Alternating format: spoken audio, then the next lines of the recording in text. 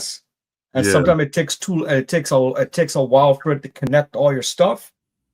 It's a bug. I figured it out because when you join, if you left click anywhere on the screen at least 1 or 2 times, it'll push through eventually. I just noticed that the last couple of days now. That's why when people come in, they're always going in and out, and they don't know what to do. Oh, that's crazy. Let me see if I can get somebody in from YouTube. I mean, from Twitter. Cause I was like, I wasn't gonna YouTube be views doing live. shows every day, but I got too used to it. You got hooked. That's what happened. Yeah, man. No, I know And I what you think mean. everybody like it because I'm getting more and more people. Okay, so I'm in the thing. I can see everything here. Give me mod Oh, I access forgot. just in case. I was just about to say that. I Go forgot down. to give it to you. Give me a second. Let them know we Where's my live lighting, on man? Twitter, and then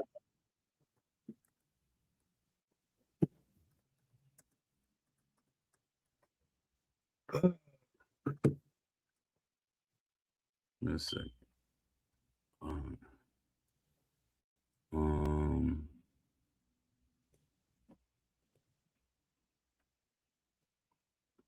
Yo, I just they remember finally on came back from vacation. Did They it? finally came back from vacation. Yeah. One thing I remember about Mondays. On Mondays, you're up against a lot of competition. You have you got wrestling. You got Monday Night Football. You have like around this time slot, right? Yeah. Maybe even even I think everything's on today. Yeah, that might kill our fan base, but we still could talk. They hear it later. They say they like the chemistry. I'll be thinking we don't be talking enough.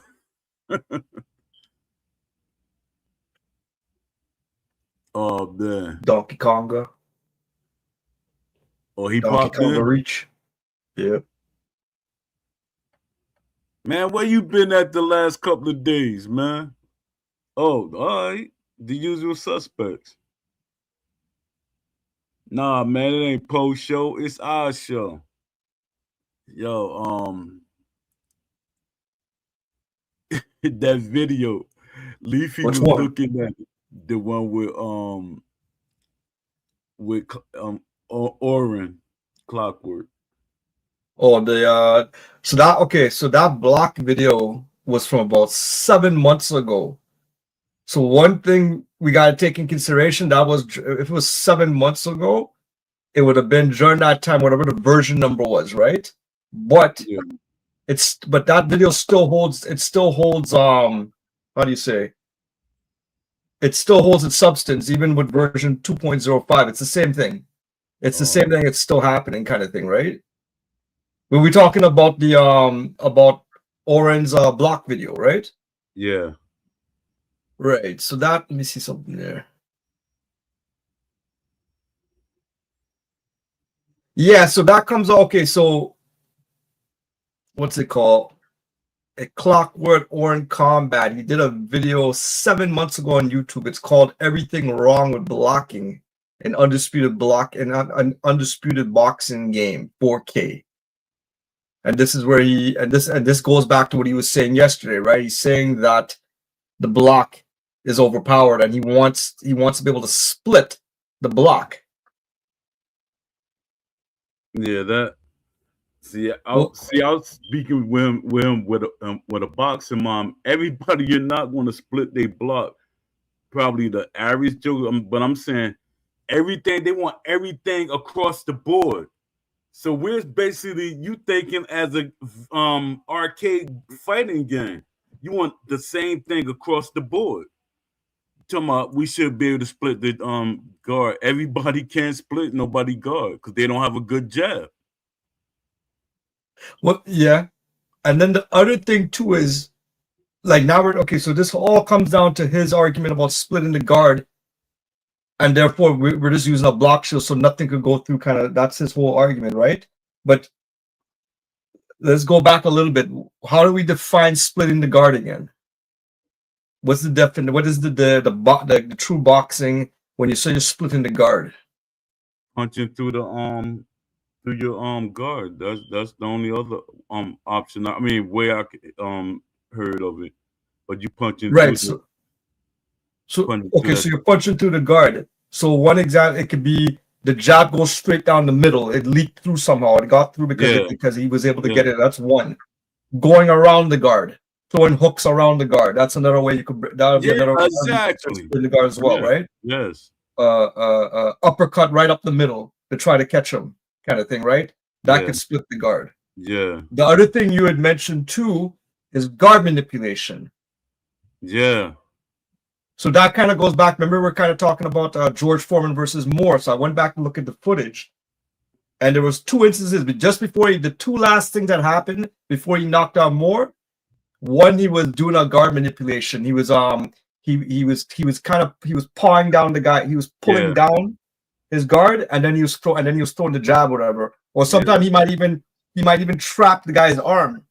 Yeah. And then that was the second last thing. And then the last thing he did was he knocked him out after. I think what did Moore do? Moore threw a punch. I think that time he deflected it and then he caught him with the hook, kind of thing, right? But all that was basic tactics that he was doing to split the guy's guard that we don't really see all the time, right? So we have all these ways to split the guard. Now here's the thing now. Going back to Oren, he's basically saying that, well, the guard is too powerful then right now. The block is too powerful because you can't split nothing. You can't split it. But here's the thing. When you look at that video he dropped, right? If you notice, all he's doing is throwing punches upstairs.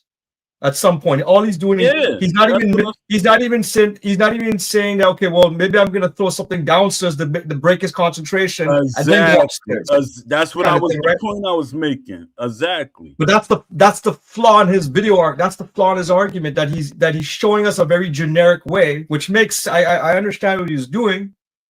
But the thing is not but the thing is, so here, let's add to this now. So if we're talking about splitting the guard, would splitting the guard also count for, okay, you throw a punch to the guy's body to make him lower his guard because now he wants to protect his body, and then it opens upstairs. Is that splitting the guard as well? Exactly. Yes. Okay. Yeah, because so we have because like I was saying, because like my brother, one day he had to work, he couldn't be there with me for a sparring match, and I was like, Shannon keep hitting me with this punch. Like when I was listening to him, I knew what was wrong. That's a good coach. I knew what was wrong. And I was like, was there defense? Were you trying to hit the body or something like that? And they always skip over that. They skip over, no, I wasn't throwing body shots. Well, that's the problem. Everybody want to do that rock'em sock'em robots. He shouldn't have his hands up. We just should be punching each other. That's some old gang banging type garbage. Let me see. What's gonna say he went back and watched it and he agreed with you. With the video? Yeah, who said that? It was Boxing Champion said, "Oh yeah, AJ, you were right about the former versus Moore KO. I looked at it again, and Big George split Morris high guard with the jab, but pulled the arm away to land the right hand." Yeah, like he was doing it, like if the two last things you see him do, he did it very openly on the second, and then the last one he did very subtly. But he was doing it the whole time to confuse them. Yeah. Donkey Konga said, but people think splitting the guard instantly means your opponent is getting wobbled. Yeah, that's crazy. That's the casual fan mentality. Because you got to look at it this way. If you working to split that guard and stuff, and you go to punch, you might not hit him with a strong punch because you don't work so hard just to get that one punch off to split his guard. But going back. Go ahead. Oh, sorry. No, go ahead. No, I was about to add on to it, but I forgot once you said something. No, you were saying people forget to Oh, people they forget that it's more places to hit the person on their body. You know, they always everything they want to just headshots, and I knew that's probably was the thing that was going on. Donkey Konga said true boxing some means talking talking a hell of a lot of nuance into account. I mean taking. That's what he mean. Yeah. Lamont Davis, salute. He says he said salute, AJ. what's up, Lamont? That the Yep. unusual But the same suspects here. let me share my screen here. I want to show something I picked out of some that so going back to that video that we're talking about or Oren's block video, right? And being it Yeah. overpowered. In the comments section, I found something interesting by one of his somebody left an interesting comment. Let me see if I can pull it up.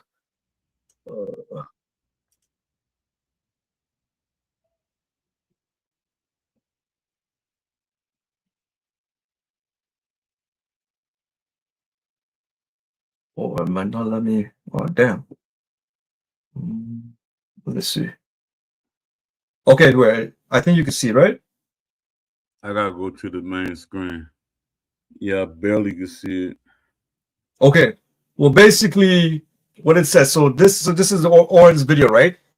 This person left a comment because he's probably thinking the same thing we were kind of seeing, but he says at the 117 mark, Oren says the block is more overpowered now than ever.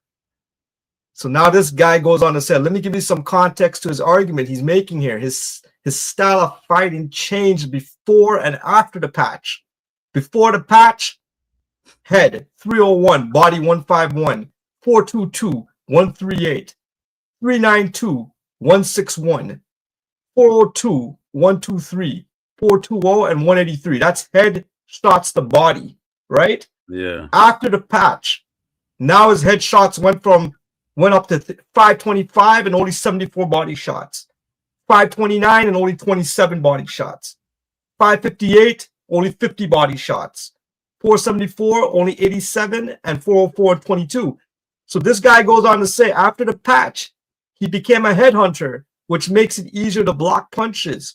That should be taken into account when looking at the number of block punches. I think it is a little unhonest to leave off the fact special when you say, like always, to make this factual. It's important to look at how you got those numbers. Be careful what you wish for, guys. When you make the block too weak, then you will have combination punchers like you have in Tekken.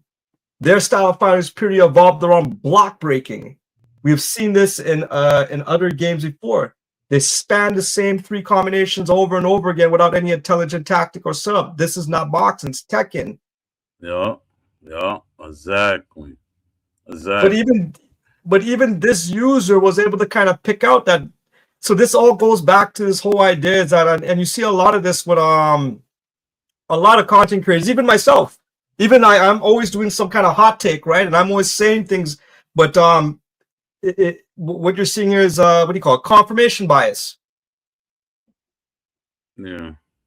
You know what I mean? It's a confirmation bias that you're basically you're willing basically like you want to win your argument, but you don't want to, but you're pretending that other stuff doesn't exist. Yeah. Sure. I go through that But all the time. but that's the thing with so that's the whole thing about his block. This whole thing about the block. It even goes back to what's his name Beast. I think Beast had saw that video too one point. He even sent them a response, and I think Beast basically his response in one word was you want a block break, which even alludes to what other guy in the comments saying about people who play Tekken. Yeah. Right. Yeah. But here, let me ask you this now. So we know what Oren wants to do. He basically wants to block. Well, he's saying it's overpowered. Otherwise, based on how he fights, it seems like he just wants a block break, right? But here's the thing now. So Undisputed, it's using a block meter. This is basically how they simulate about breaking block or breaking the guard or splitting guard. They're using a blocking meter, right? Yeah. What if Orion's argument is that he wants to be able to split the guard? Well, then should it be a matter that, well, how do you aim the punch through the guard? Well, how do you see the holes in the guard then? Yeah. That's Is it really a block? Well, is it really a block meter that we should be that should be the connecting? Like is the block meter just a placeholder right now until they figure out how to make it more simulated? I don't think it's them figuring it out. I think it's just them being lazy. It's nothing to figure out. If people like me and other people, we could get the code to doing these things, it can be done. It's just that it don't interest them. All this is a job to them, and that's sad. Because you're supposed to take that extra time to learn what you're doing. You know, even watch videos, film study, or whatever. It's like they just leave. But here's the thing. Technically, even though we're using a block meter, you can still split the guard. You can split the guard. Once that block meter runs empty, all the punches are breaking through the guard, straight up the middle, uppercuts, hooks around the guard. Everything. The guard cannot stop you. It's damaging you. So it does. So you can split the guard. But but here's the thing. In Oren's case, he wants to be able to throw a 6-punch combo. Maybe let's just say between 4 to 6 punches. But by the time you try to throw that, your stamina's you're gassed. Yeah. Yeah. So now, and this guy's holding his block. But the thing is, you can't throw enough punches to block break.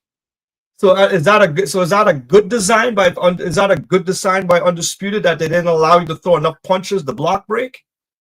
In the sense of trying to break that block meter. Because that's what he wants. He wants to be able to throw a 6-punch combination without no consequence. Or he wants more stamina to throw it.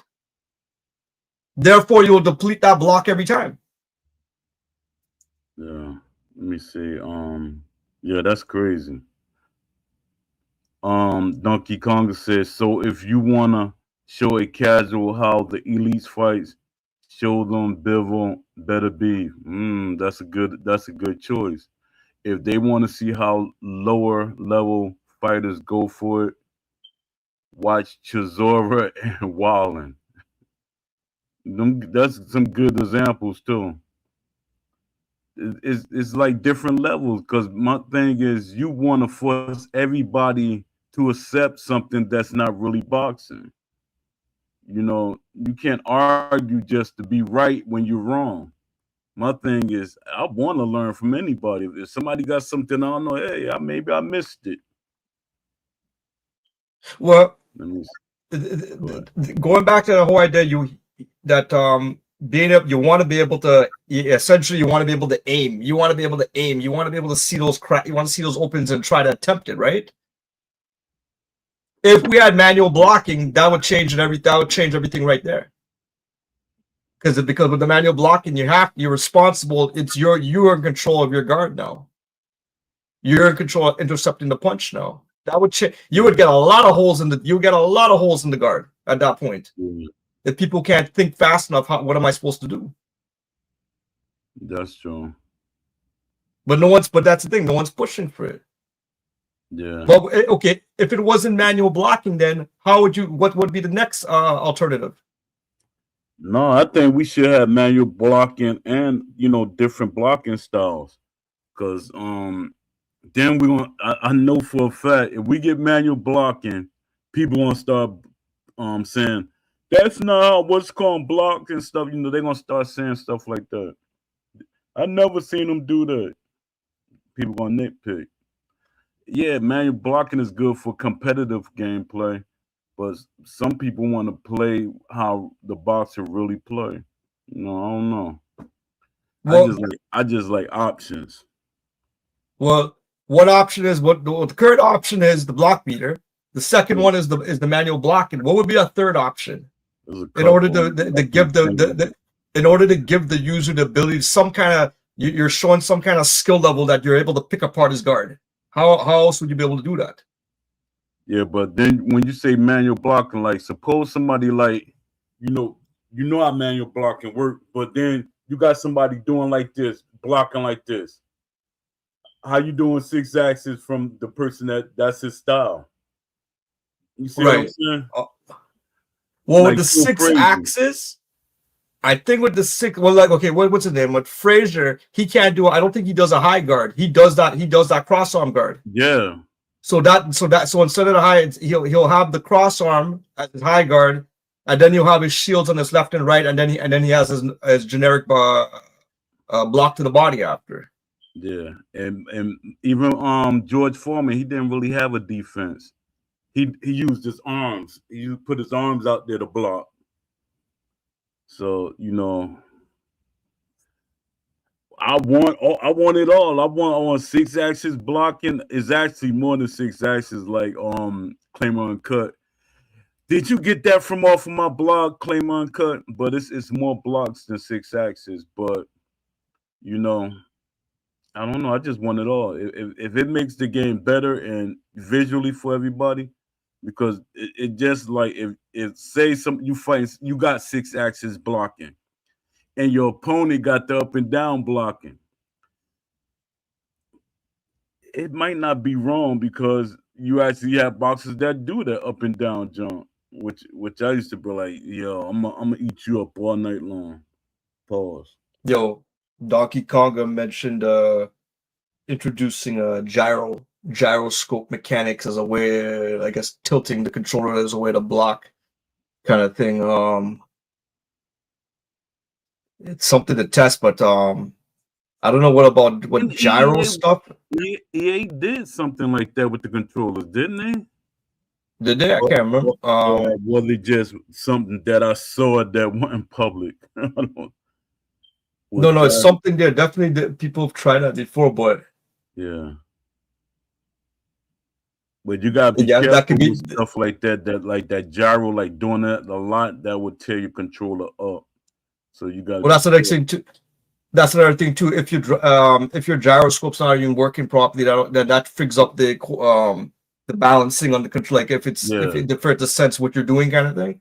That'll be that could become an issue too. But got to be something you dependent on, and then you like do it so much, your controller might not last that the lifestyle. Let me say it frees up the thumbstick and is on par with a mouse for precision. It's literally 6 axis. But it's with them and it's on par from what a mouse. Okay. It's literally more than 6 axis blocking, though. That's what Claim Uncut was saying.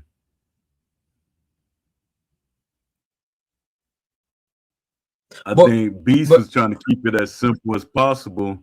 Not too simple, but just enough.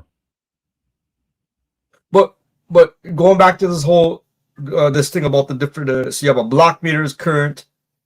If we have manual block, that would be the other. What would be the third option? And say, okay, what would be a third option if you were to keep the current auto block system we have right now? What can you do in order to pick apart the guard? Well, we can't do block manipulation. That one thing we can't do. We can't do block manipulation. We can't pull on the guard. We can't. Well, we can't parry. But just the whole idea, if you're in close quarters and you're just kind of pawing on his gloves or something, we can't do that either. Yeah, but we had that adds another layer to the defense and offense situation. But don't have that. Well, what about this too? If a user is concerned about being able to see the holes in somebody's defense, would you think part of the problem is using the current camera angle we have? That could being it's really a 2D. It's really a 2D plane. If you're going over the shoulder, you'll actually see more. Yeah. But I think when it comes to that, that's a tricky slope because yeah, you can have that option, but I think my thing is we all like kind of should be able to see how we want to see. If you want to fight from your vision, I look like we're fighting VR or face to face. That's on you. But then the other person, he could play like he on the outside watching a TV match. And it should all be in sync. So yeah, okay. Yeah. But that was one thing about Undisputed. They didn't. One of the things I remember hearing a lot of people talk about, the reason why we don't have all these different candidates, they don't want you to see because at certain angles the punches might not be landing. Yeah. Let's see.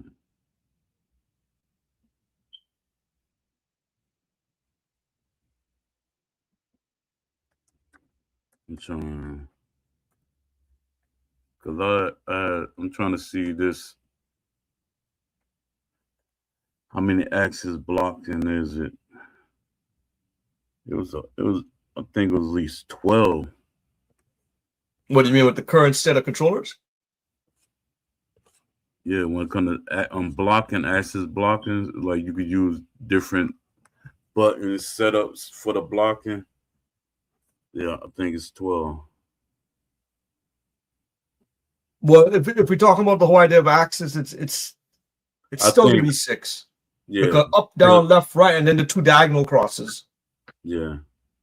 But Claimer broke it down. It was like more like your liver shot. You got to block your liver. You got to block your kidneys and stuff like that. But a lot of things we think about mostly the head areas. But my thing is the only thing about with video games, you can't really control exactly where you want to punch at. Like say you just want to punch the person in the chest. It's not a guarantee you're going to punch them in the chest. It might be a headshot every time. But if you dig low, you might go to the body shot. But the chest, no, you're not gonna be able to do that because the chest knock you off balance.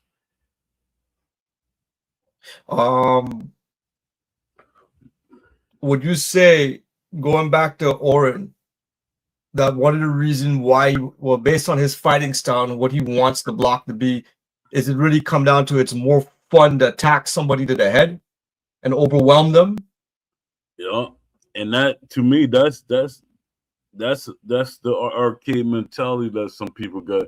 It's like they argue with you. I'm like, yo, Lily, you argue with somebody that box. I know what boxing looks like. They like literally argue with me. I'm like, yo, So it makes no sense. so then if somebody's thinking like that, they're not really playing it. They're not really playing. We're playing a video game, but we're playing a video game based on the sport or the game of boxing, right? Yeah. If somebody wants us to be able just to go upstairs and just kind of basically overwhelm you, that you can't guard anymore, and just kind of flatline you, knock you out, is it really boxing they want to play? No, they want a knockout game, a punch simulator. That would probably be close. That would probably be. I don't know if this would be right to say, but it might be closer to like a bare knuckle game then. Yeah, yeah. That 100%. I wonder would a bare knuckle game sell more than a boxing game? Um, I don't think so. I think it'll do just like it's doing now. It's okay. It got its fan base, but I don't think it'll do bigger numbers than boxing. That's like so super niche. well, I don't know. I don't think it would sell because think about this: nobody's playing Fight Night Champion for the bare knuckle mode anymore. Nobody even mentioning Fight Night Forever or Revival. Nobody's Oh, playing the you're bare knuckle right. mode. You're right. That right They're there. sleeping on it, and Yeah, and it's in there. Yeah, that says a lot right there. So yeah, nobody. Yeah, it is. It would be super niche. Nobody cares about it.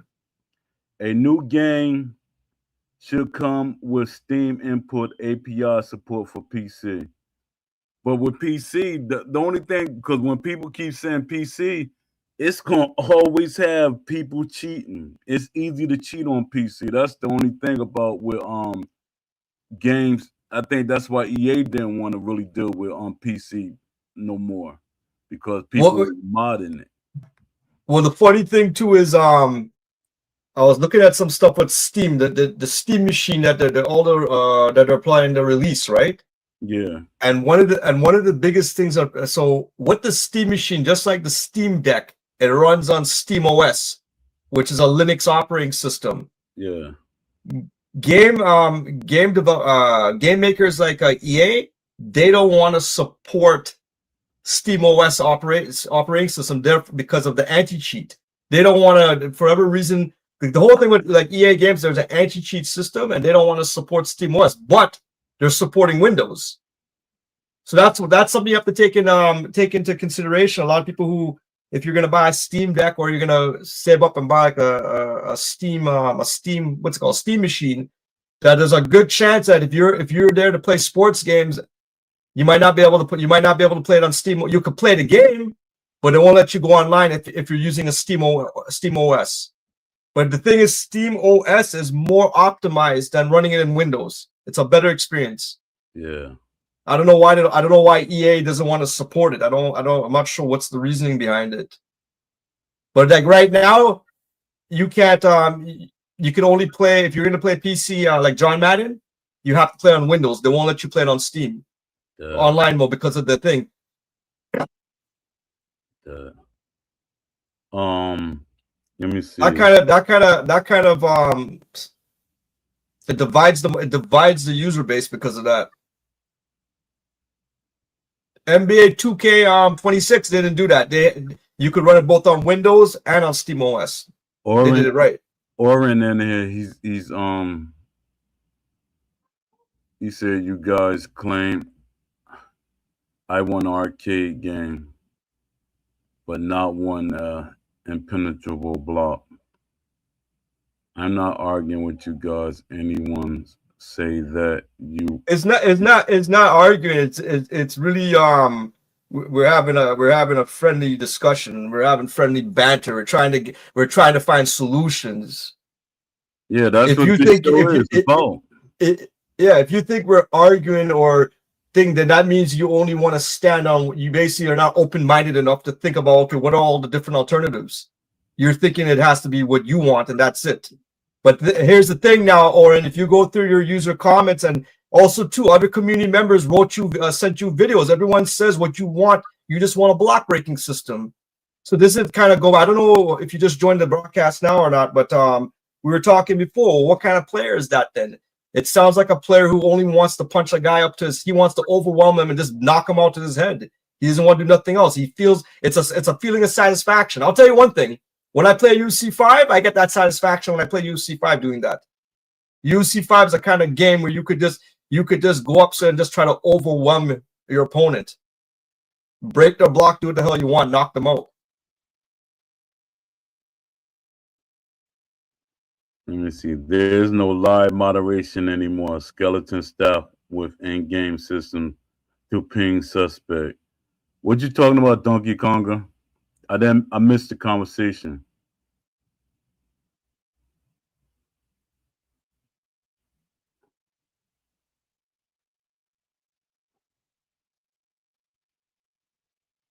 And basically, just because you didn't explicitly say I am asking for block breaking, the reality is your video conveys a different message.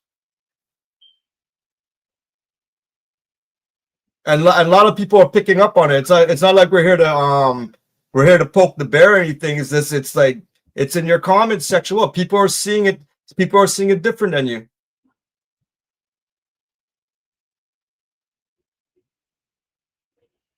Yeah, it's a lot of boxers that you would say they are a human highlight reel, that they can't be beat, but then you look at their record, they have been beaten. When you complain. I'm not saying you in general, but when people say certain styles are overpowered and it's really that person's style. Like Winky Wright, we discussed that, and you mistook what I was saying, because Winky Wright, and I said it in that same post. Winky Wright has 6 losses. So that means that that so-called impenetrable defense didn't mean anything. But he's known for the his defense being like unbreakable. Oren, you said you always ask for physics blocking and manual blocking. What is physics blocking to you? I'm just kind of curious. When you say physics blocking, what is it? What tactics? I know what he mean. When he say physics blocking, that's what Fight Night Champion has. Cause you could like the punch can glide off the gloves. You know, at certain angle, it might slip over the glove and hit you, or stuff like that. That's physics based. But why call it physics? Isn't it really coming to the I guess the family of like deflections and parrying punches? Yeah. Or it goes back to your saying what George Foreman does. He used to stick his arms out and use that as a tactic as well. Yeah, but that's what EA was calling it, physics based. So there's a difference between block breaking, guard splitting, and guard manipulation. I feel like we all need to to agree on terms, or we'll never understand each other. Yeah, my thing is y'all know how I stand on this options. Because no boxer sticks to a script the way they like. You're gonna have one trainer tell you you're supposed to throw the jab one way, then you got another that would tell you to throw it a different way. Me myself, when I was boxing, I threw the jab 3 different ways for 3 different things.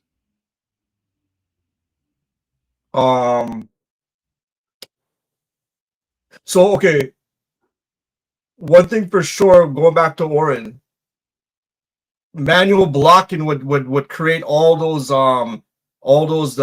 seams in the guard, all those holes you want to, all the opportunities you want to split the guard. Manual blocking will do the job. But Oren, say we didn't have manual blocking, and you have to, and we're just still using this whole auto block. What would be the next option then? How do you find the hole? Like, what is it you like? How would you find the holes in somebody's guard? Like, what kind of system do you want to implement?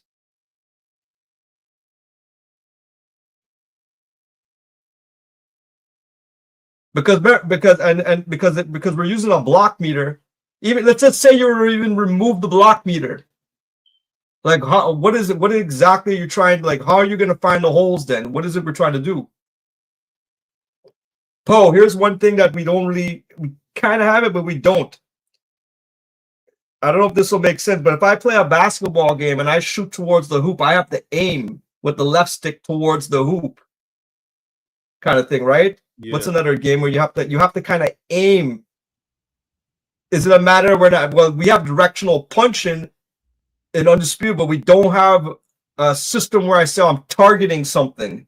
I'm specifically targeting. Yeah, that sounds good in theory, but boxing is a fast paced. It can be fast paced, and just by you trying to target that one area, you got dung like 3 or 4 times.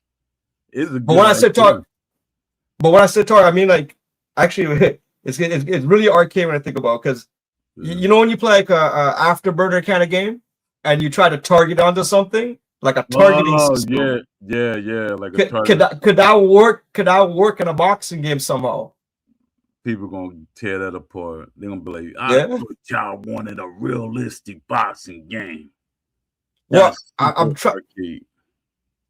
Well, I'm waiting for Oren. Like, okay, what do you say here? In 1.0, if there were in range, you could split the guard. So, but in 1 point, if they're in range, but what is the math behind that? One part is the range, but why is it splitting the guard? That's what I don't get. His thing is he think everybody should be able to, like, you deplete everything. That's why I hate the meters on the screen. We shouldn't have any visual to tell you exactly what's going on. You should figure it out yourself. That's the thing. People they be barred hey, punch, punch, punch, punch, punch, punch, punch. Oh, the bar little enough. I could throw a hard right hand. That's crazy.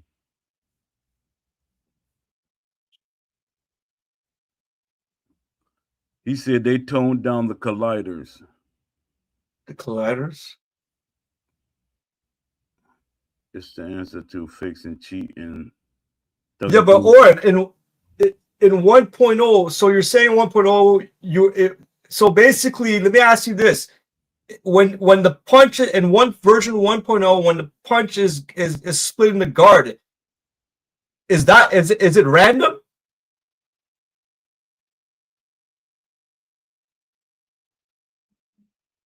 Because what's happening exactly? That's what I don't understand. It kind of sounds like it's random. Like, how does the system know when to? How does it know when to let you split the guard?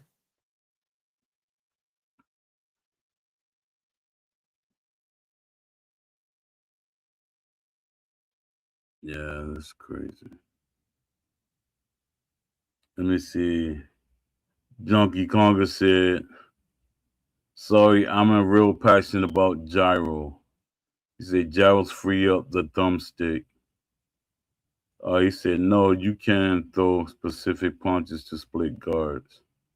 But how? Okay, so he said, no, you can't throw. So that means you could throw a punch that's intent to split the guard. But then it has to be random. How are you picking and choosing? I don't get it. Because we can't see, if we can't, here's the thing, we can't, like, because we don't have manual, because this is the whole thing, we don't have manual blocking. If I throw a hook, the AI is going to automatically block it in most cases. But I don't understand how. What's there? They increase the block cloud. That's why you get invisible force shield now. So what's the whole purpose of having a high guard? That's my thing, because a lot of people don't realize a high guard is a strong guard compared to all the other ones.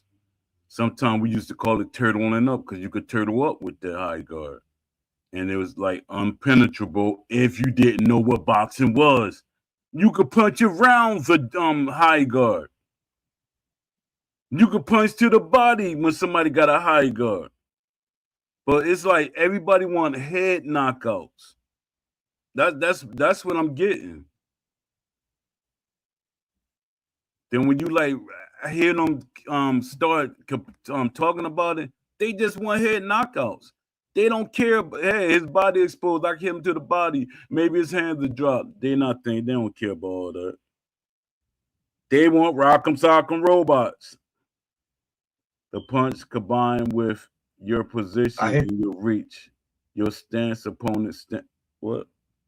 Your stance, opponent stance. It all has the manual thought. If there's no angle to the upper body, because you can only punch with your upper body straight, then it's literally just certain punches can get through certain guards. It sound like. And that roundly goes back to what I said at the start. Yeah. Mike Adams said, what's up, Mike Adams? Do you think what they did on first patch after the power spam complaining caused the hit detection issues? I think the whole coding is part of the issue. The more they take something out, it's like it leaves a hole there. Like every time they take something, just leave that space right there. And it's just gonna collapse, keep collapsing, everything keep collapsing. That's what it sounds like what's going on. I might be over exaggerating, but that's exactly what it seemed like what's going on with the team. Let me see. Orange said a jab breaks a high guard consistently. Not at all. No, read the next line. Wait, read the next line for better context. Depending on the jabber. Okay. Okay. All right. So now So so Lucky you told me because I was about to go in on you, Oren. Yeah, it depends on the jabber. And that's what I was been trying to say the longest. Depends on the but jabber. but if that's the case, let's just say that means what we're talking. Let's just say okay, a jabber in a game that's he has a 97 jab, Yeah. then he should have a higher chance Breaking your guard. to split the guard. But Yeah. the thing is with Oren, he's never stated that. Oh, if somebody is a high thing, it can be anybody. He wants anybody to break the freaking split That's the guard. what it sounds like. That's what we was taking. Block breaking. It comes full circle every time back to that. Yeah. It should be easier for guys like Larry Holmes to break through your guard if you got a high guard. You got to work a little harder with other boxers that got like in their 80s and stuff like that, 70s and stuff. 70, you're gonna be working to get that guard down. I mean, Kanisi, what's up, Kanisi? He said the hooks to the head don't work. See, these things. I don't play the game, but these things that I'm wondering if that's the case. But nobody's putting context behind everything that they're talking about. So I'm like, why is there people complaining about the high guard when you could throw in real if it's real life, you should be able to throw around the high guard. You could do it in Fight Night Champion. And I hate talking about Fight Night Champion. If it's Dubois, yeah, that man jab is brutal. Yeah, it's a strong jab. It's not like a regular jab. It's a strong jab. Like somebody like Tommy Hearns, Larry Holmes, their jabs are brutal. Let me see. Mike Adams said, what you mean by complaints? Let me see. Do they think what they did? Oh, okay. Complaints. The hook is useless power punch, Kanisi said. You said it's a useless power punch? I don't know. I never really heard nobody like really say nothing. They just, just complain in general. I use it. I use it when I need to. And does it carry power with it? Yeah, it's good. Yeah. I think, you know what? Okay, the only context I can make of what he didn't say it exactly, but I think the biggest thing is because it's a video game, a lot of people like to lead with the hook. So it's almost like they're going left, right, left, right, left, right. They're leading with the hooks to go to try to just kind of run you down, kind of thing, right? But so they kind of so now the range is not there anymore. So you have to jab. You got to jab to come inside or something. But then, Mike, you can't really say that that people are spamming the jab. You got to throw the jab. I could see the straight if you're leading with a straight all the time, but I don't know. A body straight. Let me see. Hooks are less used now, definitely less range now. People are spamming body straights and jabs because they are the quickest punches instead. Yeah, let me see. Physics based. This is what boxing champion said. Physics based interaction, greater block directional control, and ability to punch from different upper body position would literally solve this guard issue.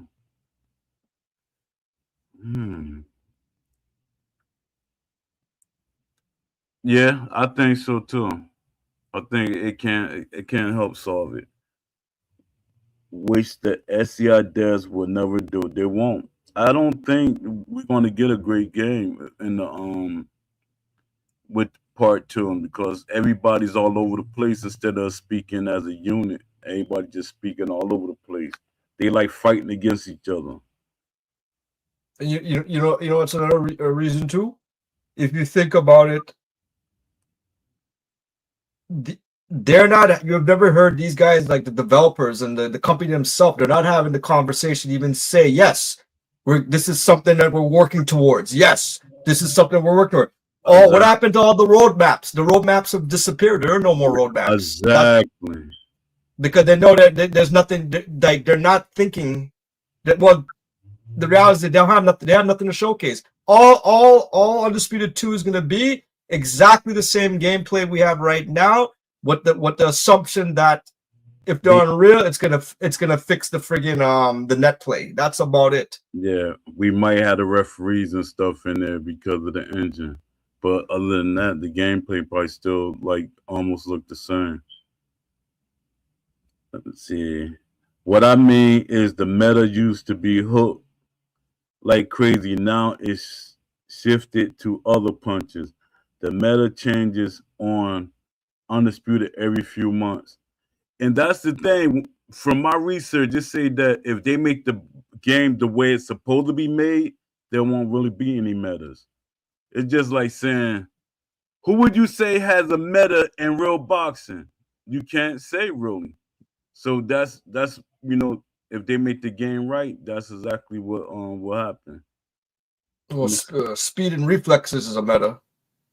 Those are, like, in real, I would say those are the two biggest metas. Yeah. But are they implemented in each boxer makeup correctly? Because it's some boxers they fast, some boxers they're slow, some boxers they're strong, stuff like that. If we're talking about that, the only thing I wonder about is so yeah, okay, if you play the game, Roy Jones is gonna be faster than somebody else, like Roy Jones is what, a 95 or a 96. Yeah. He's gonna be faster than somebody's an 82 in the game, right? Yep. Somebody But like Plant. right, so you're gonna be faster than Plant. But the only thing is that I don't know if you remember, I mentioned when you play career mode and you're starting your guy from scratch, and it's like your first match, second match. For whatever reason, the punch speed translates into slow motion speed when you're coming up in the ranks. Yeah.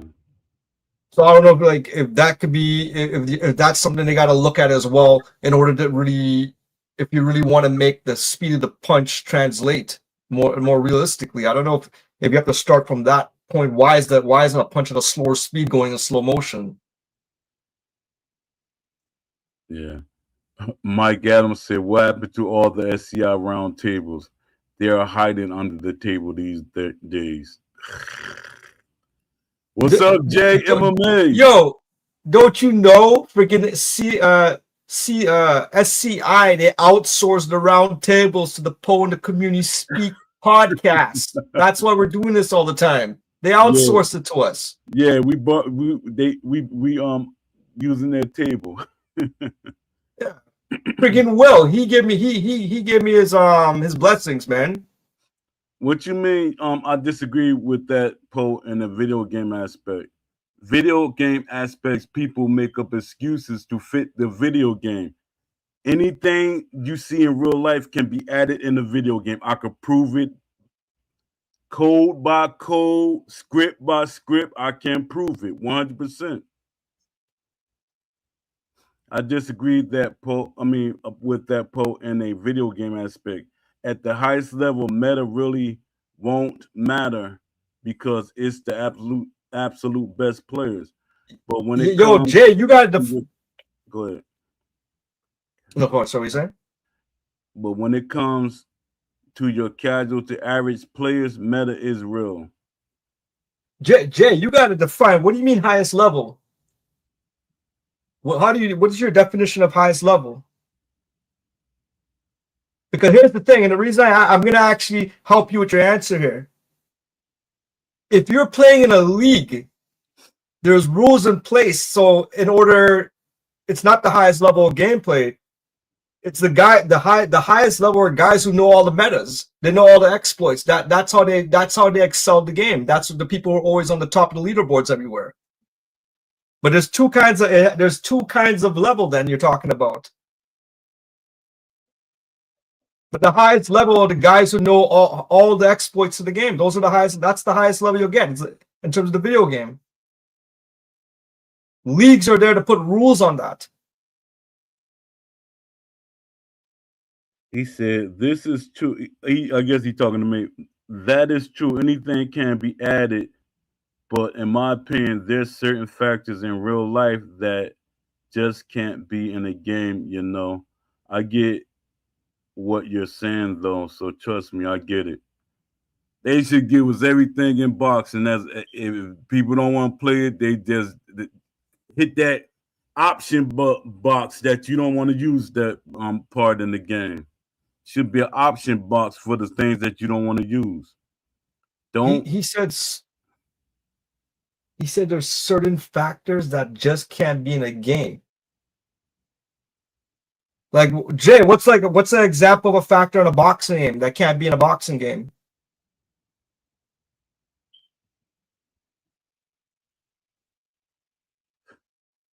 Mike Adams said high level players on Undisputed, not in a league, are pure exploit cheesers. Oh, let me read what Yeah. Jay saying. For example, FGC games like MK and Street Fighter, I'm really into watching the tournaments. They have rules and regulations when it's a great player versus great player, a meta. That Jay, you shouldn't have used an arcade game. That's gonna be Yeah. easy to tear apart because it's an arcade game.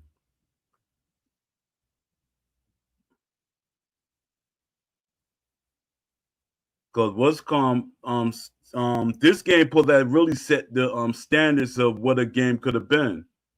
From my understanding, like early on conversations, this should have been like you're literally watching like how you would feel about a boxing match, how you would feel, the presentation and everything. They didn't do that. It's like somebody too ass. He thinking too. He overthinking stuff. Yo, but Jay, when you said certain factors in real life that can't be in a game, what are certain real factors in real life that can't be in a boxing video game? I'm just kind of I need to know. Like, what's a couple of examples of that? See, that's one thing, Jay. See, Jay, I gotta respect that answer right there. He said undisputed is a simulation, so it fits.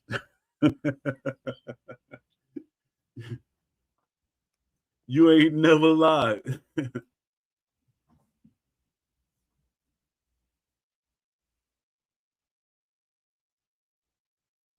Ain't no sim slug said ain't no slim, no sim MK or Street Fighter. Yeah, What are the rules of Street Fighter, anyways? The general rules. I don't know. Without like, forget about league rules. Like, does Street Fighter have rules? Yeah, they have a tournament rules because Street Fighter and Tekken they have tournament rules. I think it's kind of similar to the leagues. They just restructured it. No, Yeah. but there's no rules of Street Fighter, really. What's the rule of Street Fighter? It's Hoover cleans out the other guy's health bar, and that's it. The game's done. When the round's done. Yeah. What's gonna say? E-boxing champion said a lot of people can't conceptualize the next level of simulation and just accept that what they're familiar with are the only things that are possible. I agree with that. Hmm. That's why people be ignoring, ignore what I'm not talking about you, Jay, or anybody, but people be saying that they be arguing with me, and I be like, I can show you the scripts and everything is like real scripts that things can be done. It's still city. They're lazy. I even had the guy I want him to come on the show. He's reverse engineering Undisputed. And he literally said the same thing Ash was saying. That game is messed up. He said once they do something, it's gonna always. And he said when he looked at it, he could see where the AI guy stopped working because his work's still there, but it's not really attached to anything.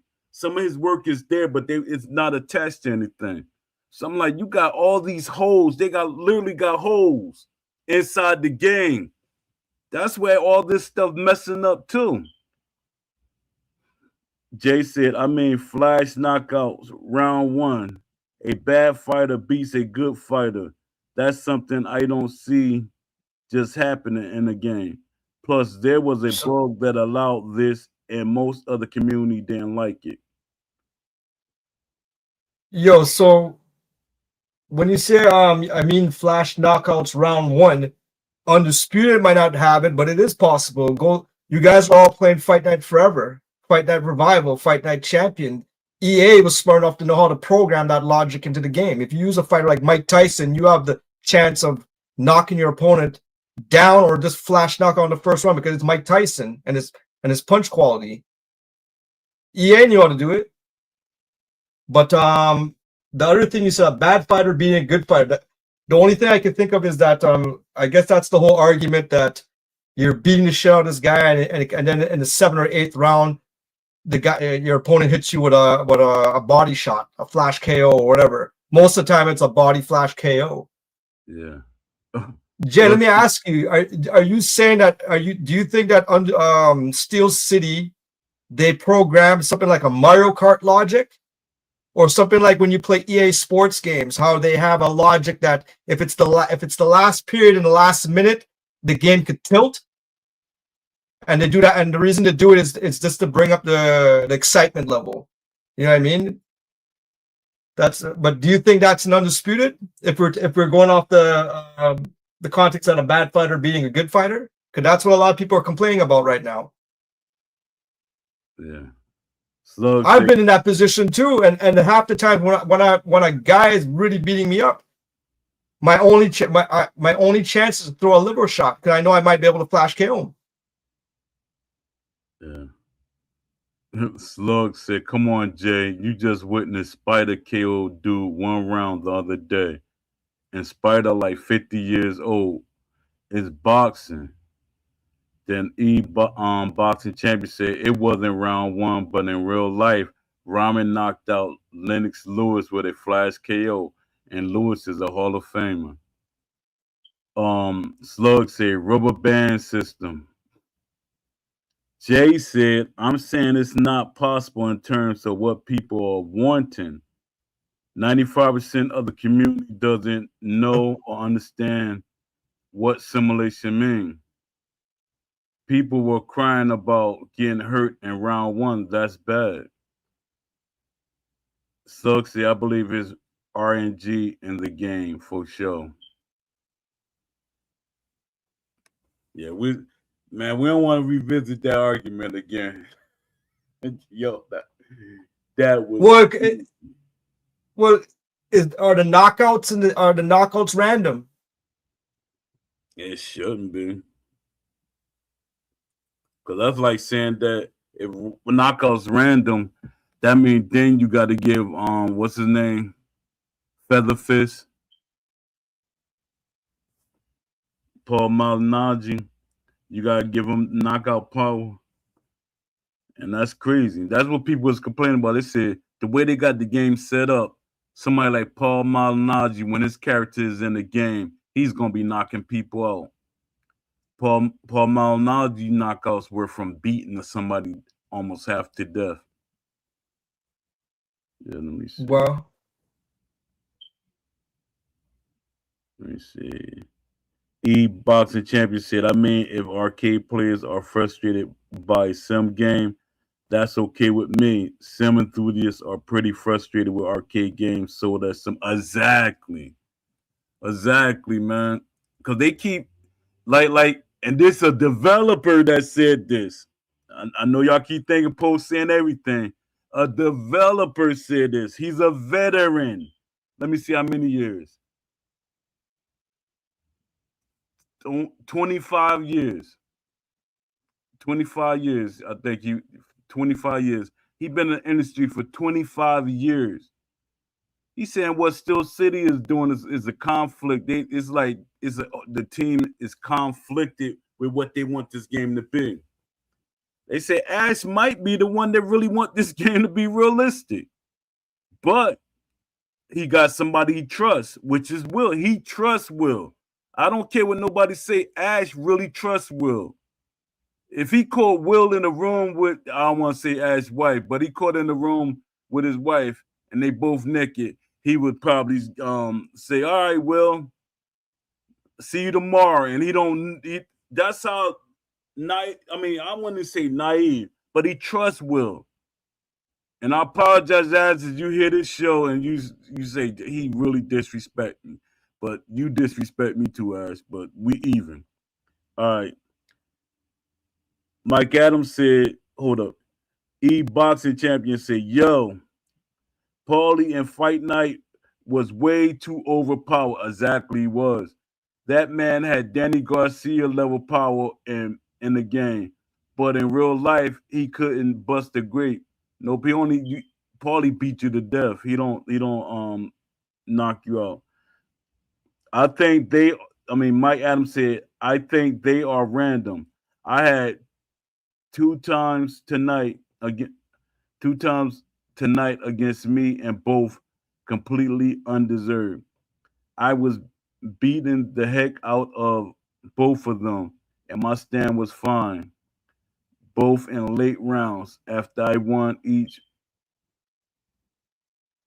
real easy." Well, yo, Mike, if you think about it, it can't be random then. You're saying it's random. If it happened 2 times in a row back to back, that doesn't define random anymore. It's something you're doing. Yeah. It's either something you're doing or it's something Undisputed's doing and they have a Mario Kart logic program in the game. Jay said the reality is there's a very, very small percentage of players that like boxing and want it in the game. It's possible for everything in boxing to be in, and for it to work, but for it to work for a game, that's hard to predict. I think it's more people than the developers, and people keep saying. Because my thing is, this how we get them. This how we get them. I figured it out too.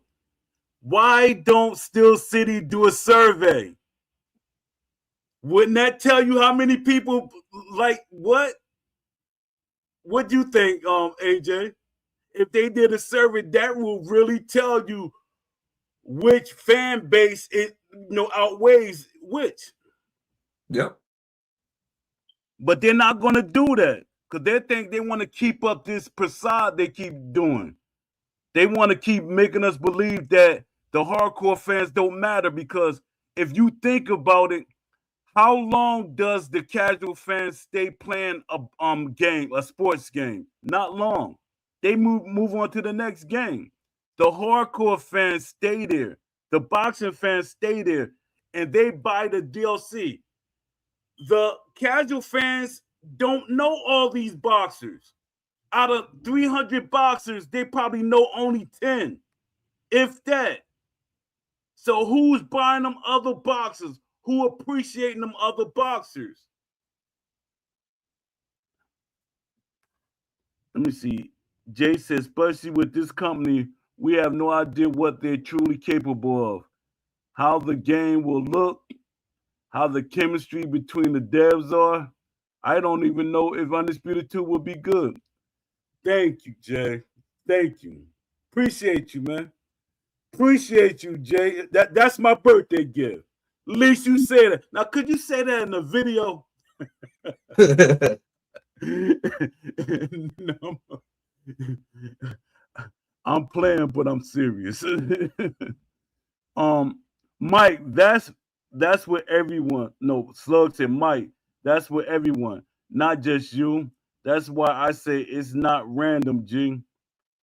It's obvious RNG in the game.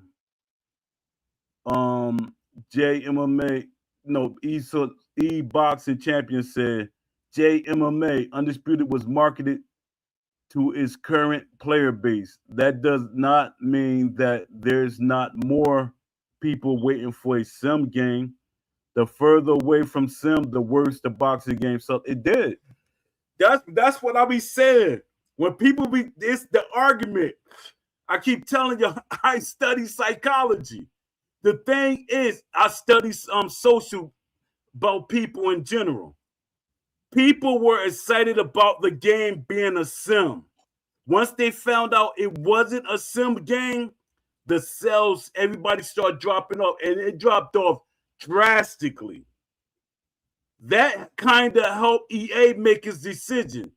Because from my understanding, from somebody that used to be an EA developer, they said they got to keep that momentum for at least a month for EA to really jump the gun and make a boxing game. But they didn't do that. The numbers start dropping drastically immediately. EA don't like seeing stuff like that. Maybe random is the wrong word. This is what Mike Adams said. Maybe it's just oh man. It has to be that. It has to be like, yeah, everyone's seeing it, so it has to be. So it's by design then. Yeah, it's more because You can't call it random then if it's by design. Yeah, because it's by design. Because it's like almost in the 8th round. Everybody's saying it's the 8th round. The 8th round. That's by design. 8th round, 7, 8. If you could predict something like and it's happening. Yeah, it's back to back. Like it's happening. Like that's no longer random. Nope, it's no longer random. But you know what? If they were to say it's if Steel City was given the benefit of the doubt that it was random, then that's just making it seem like it's a bug. It cannot be a bug that keeps on appearing near the end of the game, yeah. Especially when you're beating up the guy, right? Yeah, but don't give him no excuse, man. You just gave him an excuse, man. Here they go. How? They're gonna say it's bug. Not a bug. It's by design. It's gameplay design. Somebody. It is. It's somebody designed it that way. But here's the thing: it doesn't affect me. It doesn't even bother me. Yeah. What's called said boxing champion say laughing. Here we go, talking about a sequel again, man. I couldn't help it, man. Can't help it. SEI would never ask how we feel. They rather tell us how we feel. But you know what? Us, everybody that's listening, and hopefully we get some content creators to push this. Why don't they set up a survey or endorse my survey or whatever? Just, why don't they make a survey so they won't have no excuses? To me, once you have a survey, you can't have any excuses about what you think the fans want. And then their thing is, this is what people they try to say nowadays. Well, everybody that play the game, they're not on the internet. Man, get out of here. Yesterday, everybody's on the internet. My mother is 85. She's on the internet. Everybody's on the internet. Everybody have a cell phone. Everybody's on Twitter, Instagram, all these things, TikTok, all of these. So that's conversation that a poll or a survey will not work. That's garbage. It's like people, they want to support our survey that we got, but they're like, well, it's gonna be a waste of time. No, it's not gonna be a waste of time, because that survey is going to be given to different developers, not Steel City. It's different developers. If Steel City want the survey, they can ask for it, but not Steel City, because Steel City, they don't expect nothing from me. They don't want nothing from me. Let me see. People complain too much, so they add back flash KOs with bad coding. All right. That part right there, when you say the bad coding, because I was about to say we needed the flash KOs. It's just that. But my thing is about when I hear people complain about certain things, I try to look at it for what it is. How are you getting flash KO? No defense? Or what? What's going on there? Is it because you got your hands down? I'm just asking. Let me see. The ones I lost tonight, I landed 280 to their 160. Absolutely crazy. And one of them was 5 seconds left of the match. Unbelievable. What, you got cheated? I don't know. I But don't. that's what we gotta also see. That's a conversation in itself.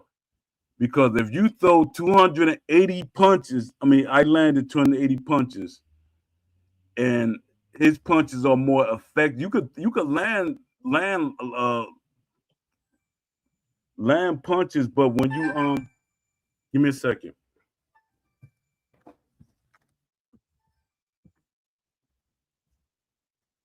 Yes. I think one of the questions is that why isn't the community making a more I guess a harder comparison to what I was saying about the NHL, Madden, all these sports games, especially from EA that you play online, even 2K, they always have this logic that the last minute of the game in the last quarter, last period, something's gonna happen. So I don't know, like, but nobody's really saying right now if this is actually the case with Undisputed. But yeah, it's happening.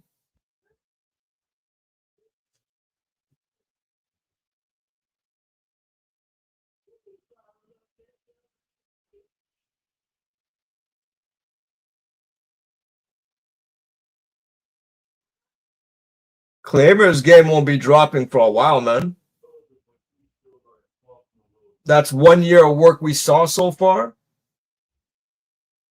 We're in 2026. I think the earliest you'll see his game is probably earliest might be third quarter 2027.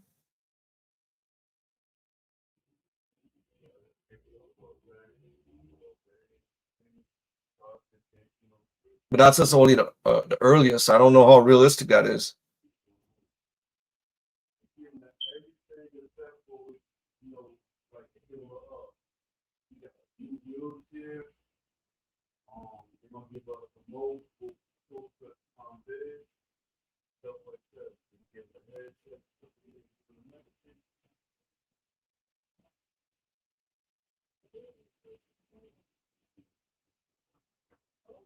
Mike Adams, how would you award aggression?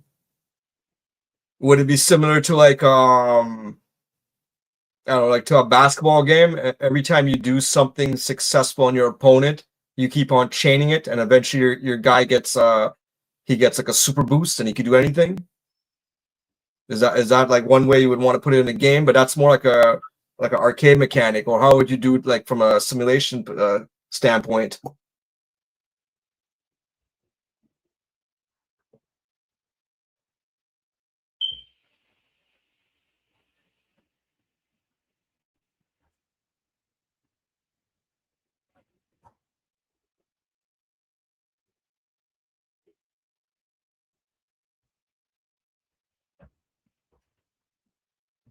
Actually, you know what? Now that I just even thought about that, I don't know if that's the original way it works, but the broken blue bar, what do you call it, the adrenaline meter at the bottom. Maybe it should have been more like behave more like a spirit meter. Every time you do something successful, it keeps on charging up, and then finally you could go. But then that's kind of like an arcade. But the thing is, like if you're trying to award aggression, that could be one way to think about. Try to how do you fill up your adrenaline meter instead of it just being okay. The moment I stun the guy, it just goes full alert kind of thing, right? That might be one way to do it in a boxing game. I don't think you should be able to see anything that you're doing, like far as a meter. It should be a mental thing that you can like kind of gauge it. If we were to do that, I would agree with it as long as there's haptic, as long as the controller could breathe. If I could, so then you have an idea of how fatigued you are. Yeah. Then turn it all off. That's all you need then. Yeah.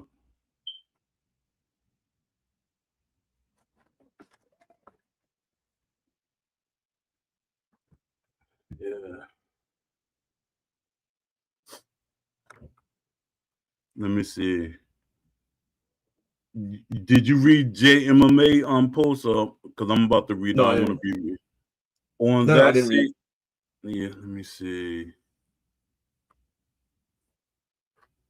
That even with a lot, y'all was talking, huh? Hooker Cup snuck up in. What's up, Hooker Cup? Um, prob- probability of flash increases in the 7th and 8th round. Yeah, that's it's. I don't think it's a probability. I think it was programmed that way. It goes both ways. You have to be cautious in the last 2 rounds. Yeah, they put that in there like that. That's not random. The whole game is bad coding. It is, Mike Adams. Um, So, JMMA said you hard sell. Hold up. You hard sell to casuals. The core will be there. Some games do sell. That's not debatable. Do they sell more than a typical simcade or arcade game? That is all business. But arcade games, they don't sell nowadays. You gotta masquerade them behind the hybrid, the simcade stuff. Because that's how Still City got their fans to jump on board. And people like, what the heck is this? I heard boxers say, what is this? Yeah, let me see. It's all business, but if they would have made the game the way it was supposed to be made, and I know I keep throwing these numbers out there, and when I made that list and I posted on LinkedIn, I got almost 2,000 people liking it. Big people, big people in the industry. You could go and look at the post yourself, and I don't know if y'all can see the people that actually looked at the thing and liked the post that I made. You can make almost $2.5 billion if the game is made right. Still City probably made, since they released the game, probably close to $2 million. No, let me see. They sold 1 million copies, so they sold about 200 million altogether. I mean, they made 200 million or a little more.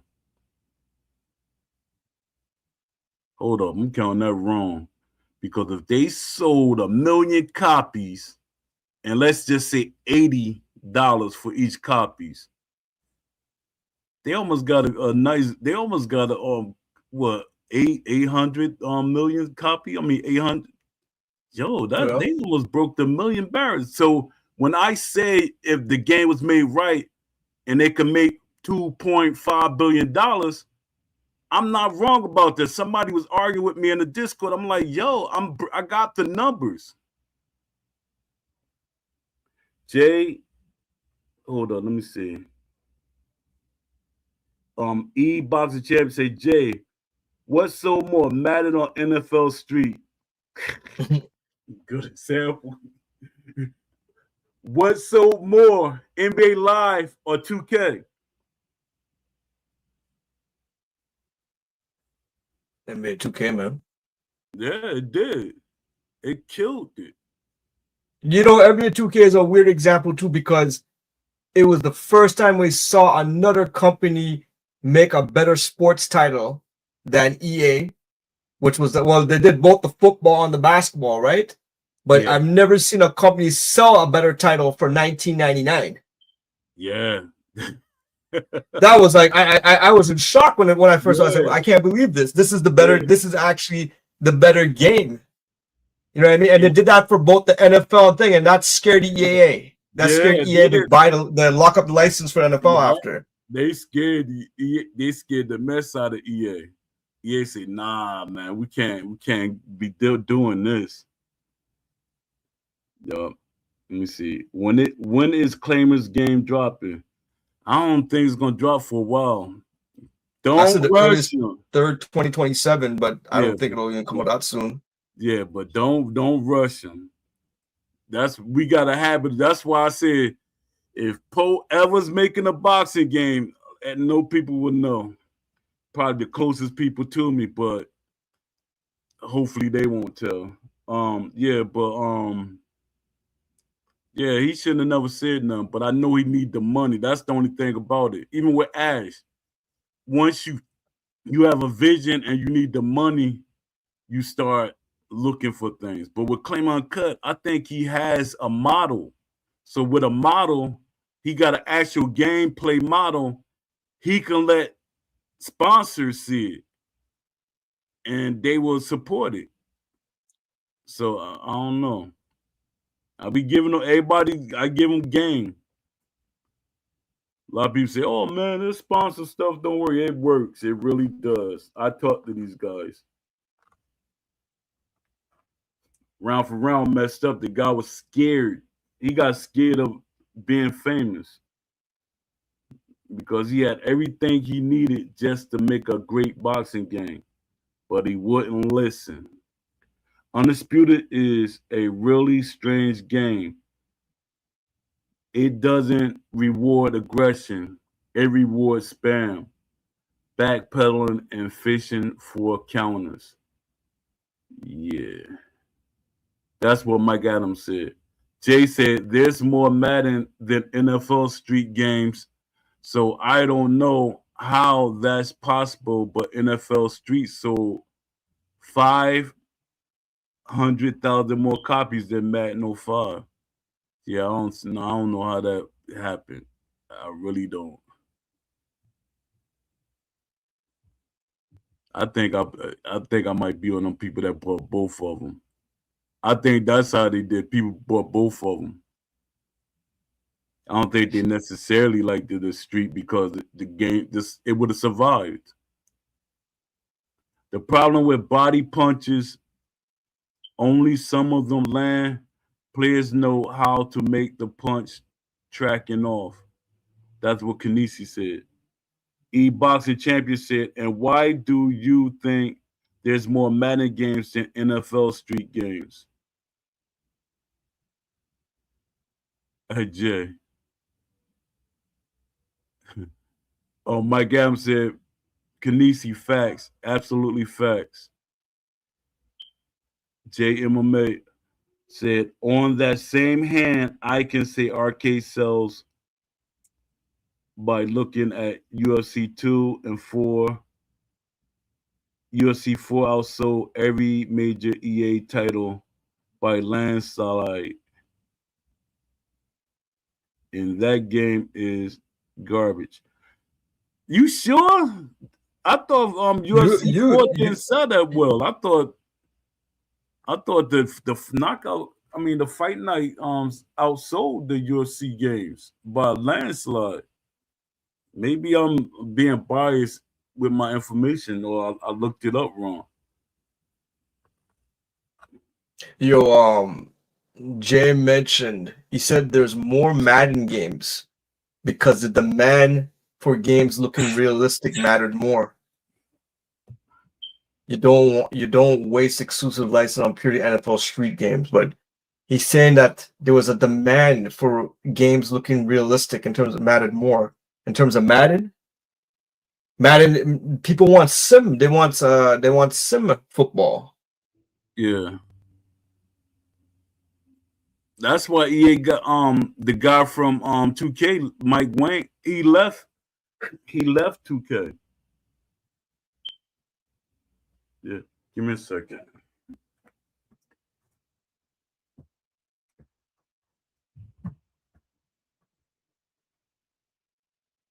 Mike Adams, you're saying that they could reward aggression moving forward. So many move back on Undisputed. They should start. They should stamina attacks, blatant running. Yeah.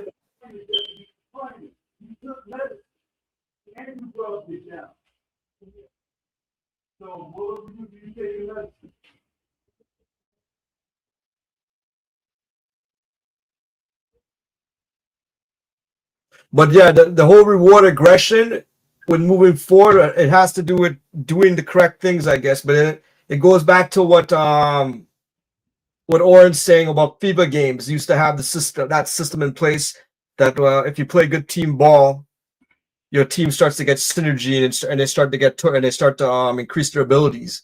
NHL hockey has that as well. But the thing is, would you want that in a boxing game? Does that belong in a boxing game?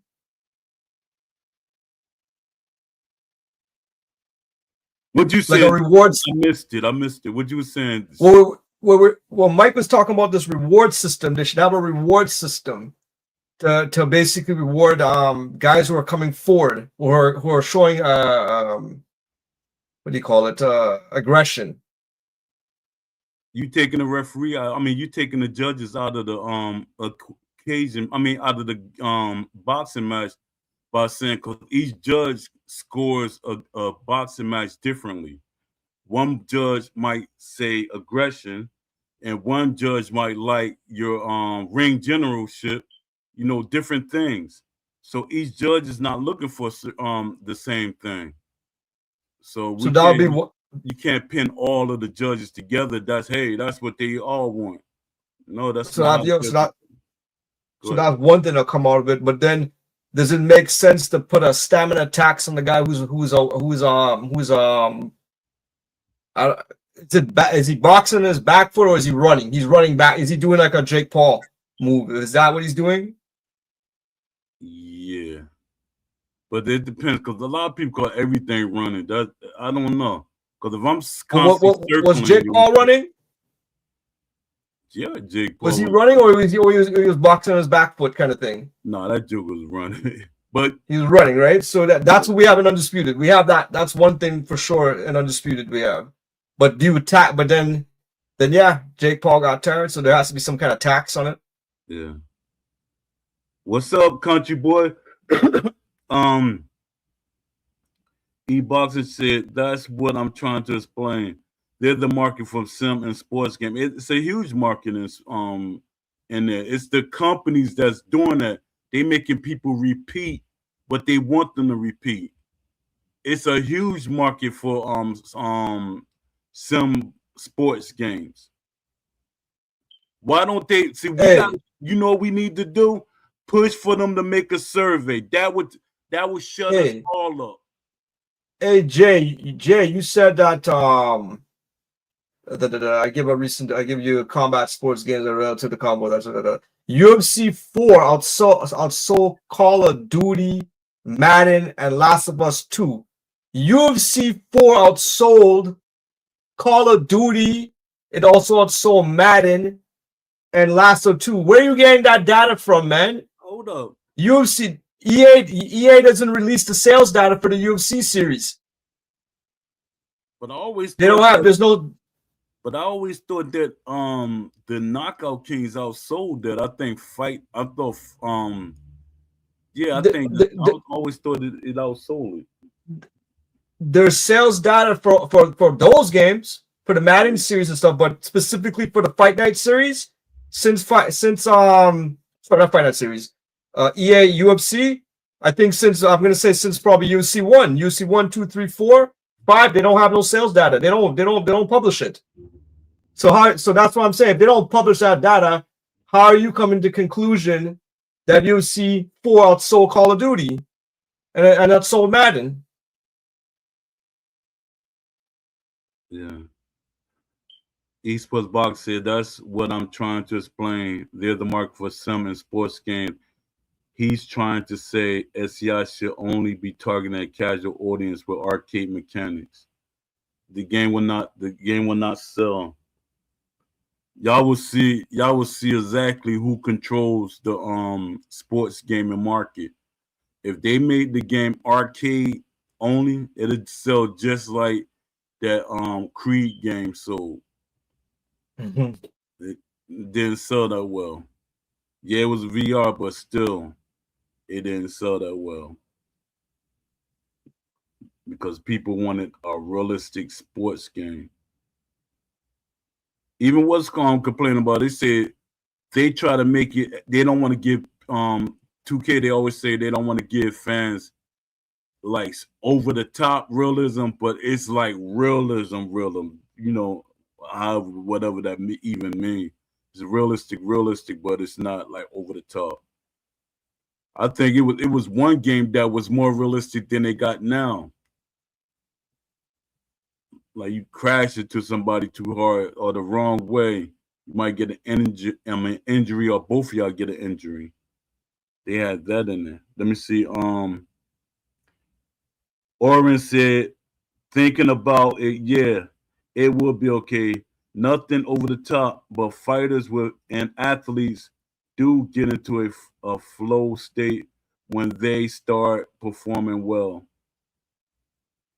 Yeah, because I could say that is true because, like, say you getting beat up in a fight, and then you just happen to throw a punch and you crack the Joker and you knock them down or something. That, like, for some reason you get energy.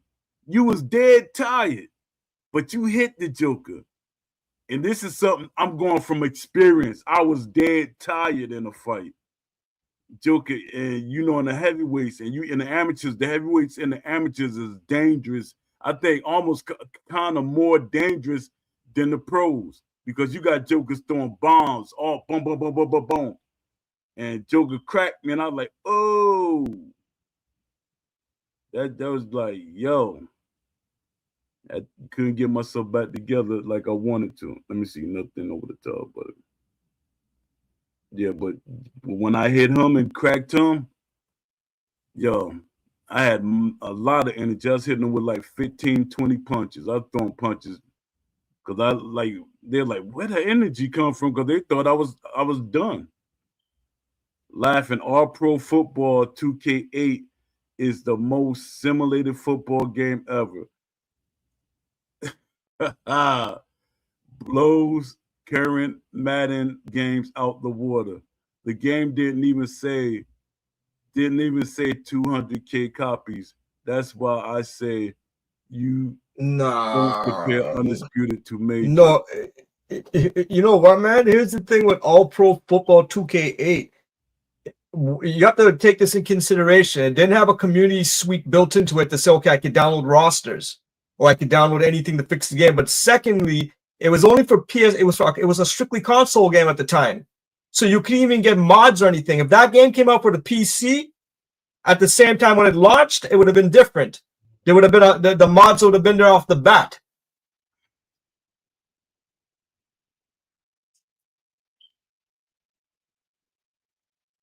They release gaming charts month by month. If UFC 4 is at the top of that list, is it safe to say that it sold more that month? Yeah.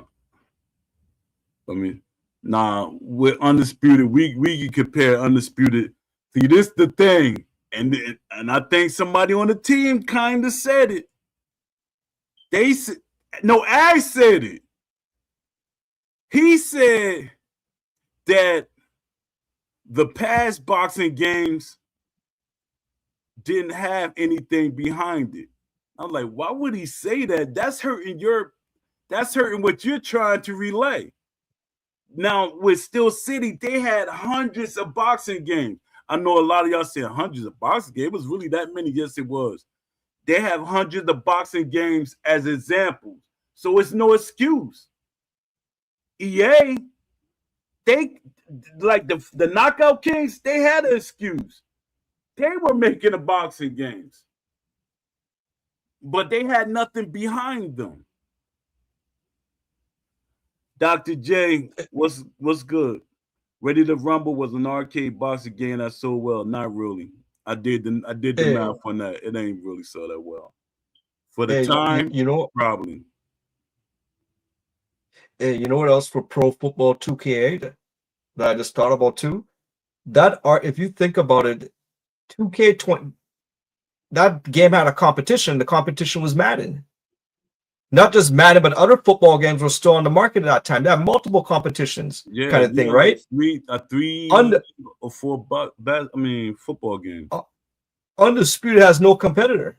No, none. They have no competitor. No, but we want to be like realistic about it. They had that combat game. They had UFC 4. Well, I mean, there's no competitor in terms of sales. If you have all these football games and you have Madden has everything, why would you end up buying the 2K8? It's the same thing with Undisputed. There's no choice, so that's the only thing we can buy. Yeah. That's the only reason half these. That's the whole thing, man. That a lot of people bought the game because that's the only choice we have, especially for this this console generation or this generation that we're in right now.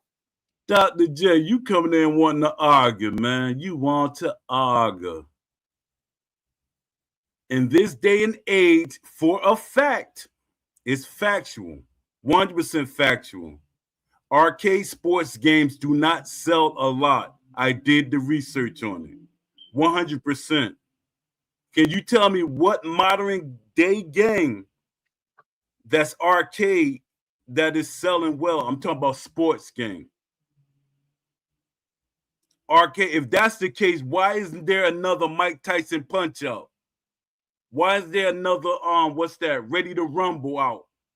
Why is it they didn't make no remakes of these games? Every company that I literally talked to, even the I forget his name, in the Twitter, he got this side school games.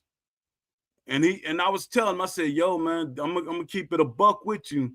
That game is not, you're gonna probably sell probably a couple of thousand, if that, but you're not gonna sell good with that kind of game. Arcade games do not sell well at all nowadays. They gotta say they are realistic or hybrid, and that's how they do it.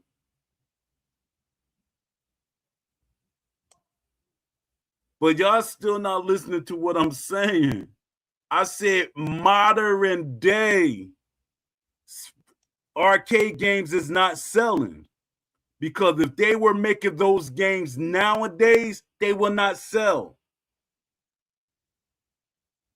And to me, FIFA was going to sell regardless because the fan base. But other than that, no.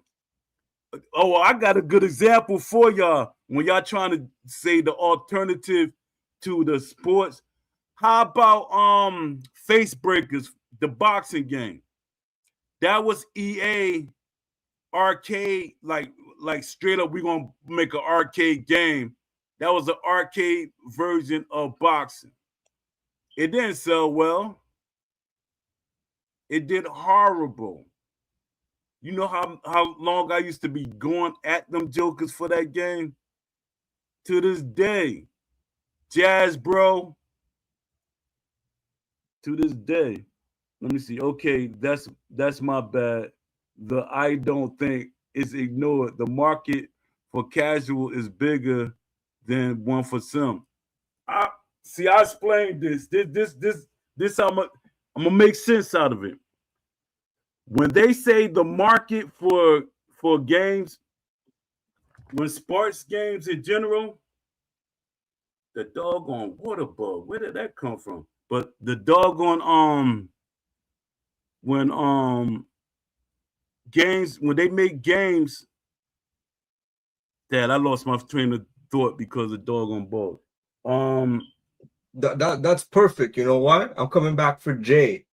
Jay, you're saying that they release gaming charts month by month. If UFC 4 is at the top of that list, is it safe to say so more? What are the numbers, Jay? Because they don't publish those numbers. That's what I'm trying to tell you. You're saying you saw them, but what are the sales figures? How many units did it sell? Give me some numbers. If you even, the fact that if we're talking about UFC 4, when was UFC 4 released? UFC 4 was released back in August 14, 2020, and we're in 2025 right now. There has to be sales data. How many units is sold? And you're not going to find that sales data either for UFC 5. EA does not publish their sales data on the UFC series. They don't want people to know. Yeah, I remember what I was saying. If you look at the Fight Night series, that's when they used to publish the data. Yeah. Jay is saying, if casual gamers are buying more of your product, that's not true. That's not true. That's a lie. This what I was meant to say. When they chart up them numbers, they're talking about phone games and everything. I got this from a person that's in the industry. Say, don't believe that garbage that people be putting out there. They're adding the phone games, And you know, they added all that up together. And they're not even talking about sports games. They saying in general. So you got casual fans playing what all these other games and stuff like that. And they like lumping that together. How do you call a person that plays like what that Call of Duty and stuff? You're not gonna call them like really a hardcore fan. More than likely you're gonna call them a casual player, like they casually playing the game. But no, what'd you say? Think about this. Think about this. NBA 2K. Do you think there's more hardcore fans than casuals, or more casual than hardcore for NBA 2K? I think it's more hardcore. More? Okay. What about Madden? Hardcore. Everybody like Madden, but I think it's a mixture. Okay. But I think it's more hardcore. Well, according to Jay, this game is a casual market. There's more casuals in this game, so that's why this is happening. I don't. But is that actually true? The complaint, because you would see more people defending this game than actually, you know, talking bad about it. The hardcore fans are the ones that's talking about what's wrong with the boxing game. So I don't know. But that's the point I'm making. If a sim game truly made money, then it would have been happening. Nah, man. They didn't make a sim game. My thing is, how can you like say something don't work when you never made, no company ever made one? They can't even say, you know, usually you make something and say, hey, it didn't work. We're not going to sell it. We're not going to do it again. They never did it.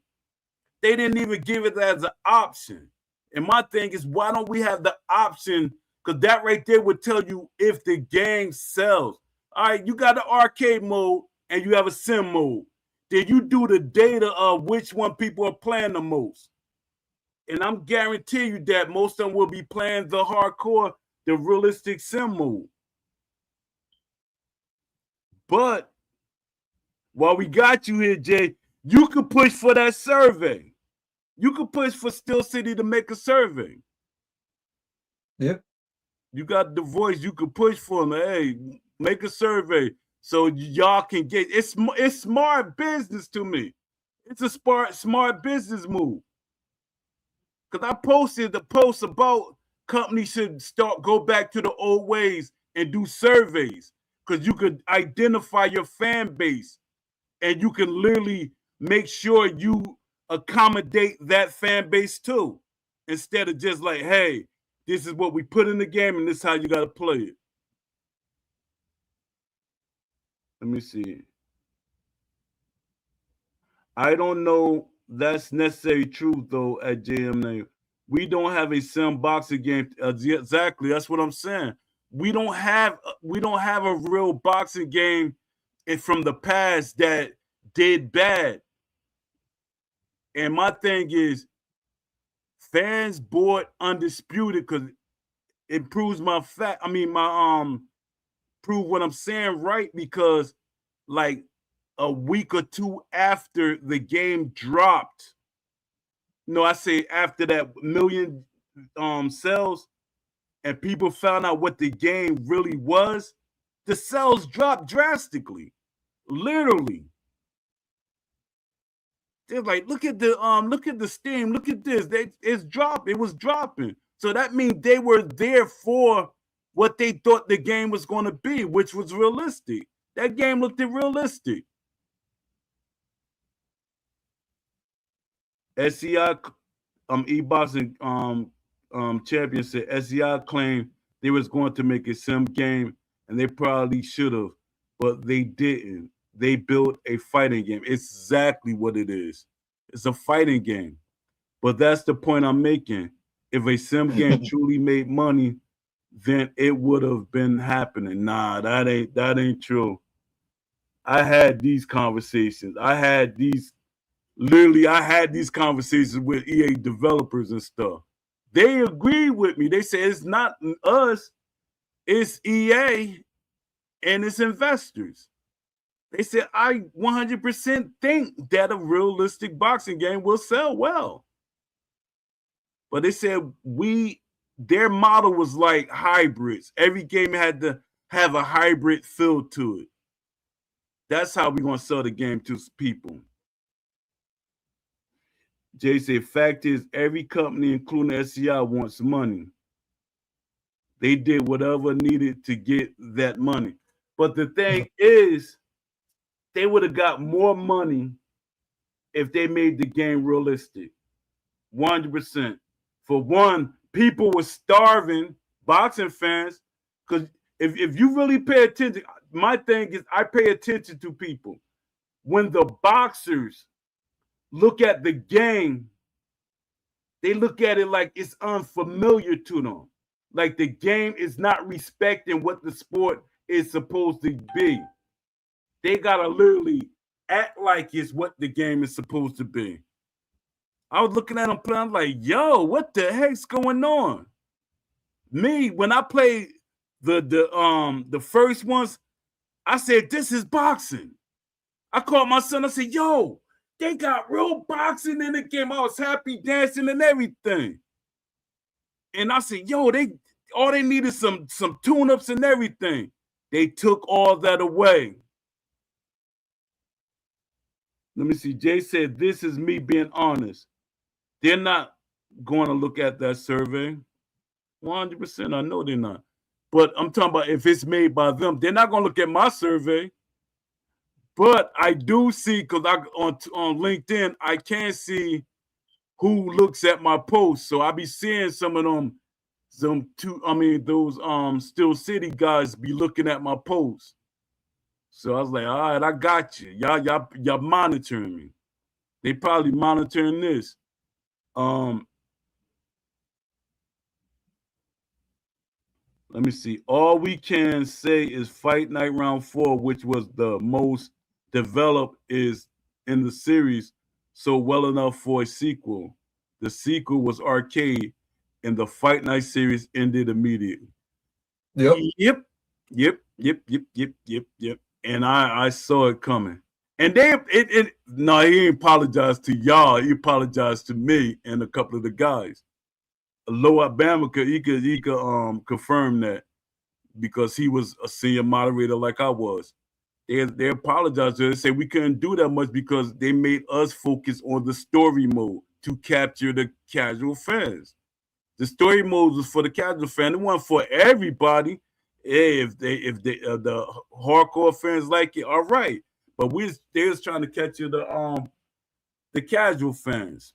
And my thing was, since y'all made it a mature rating, so how were you really trying to capture everybody?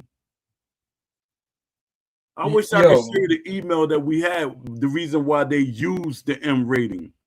Because I was asking for more blood.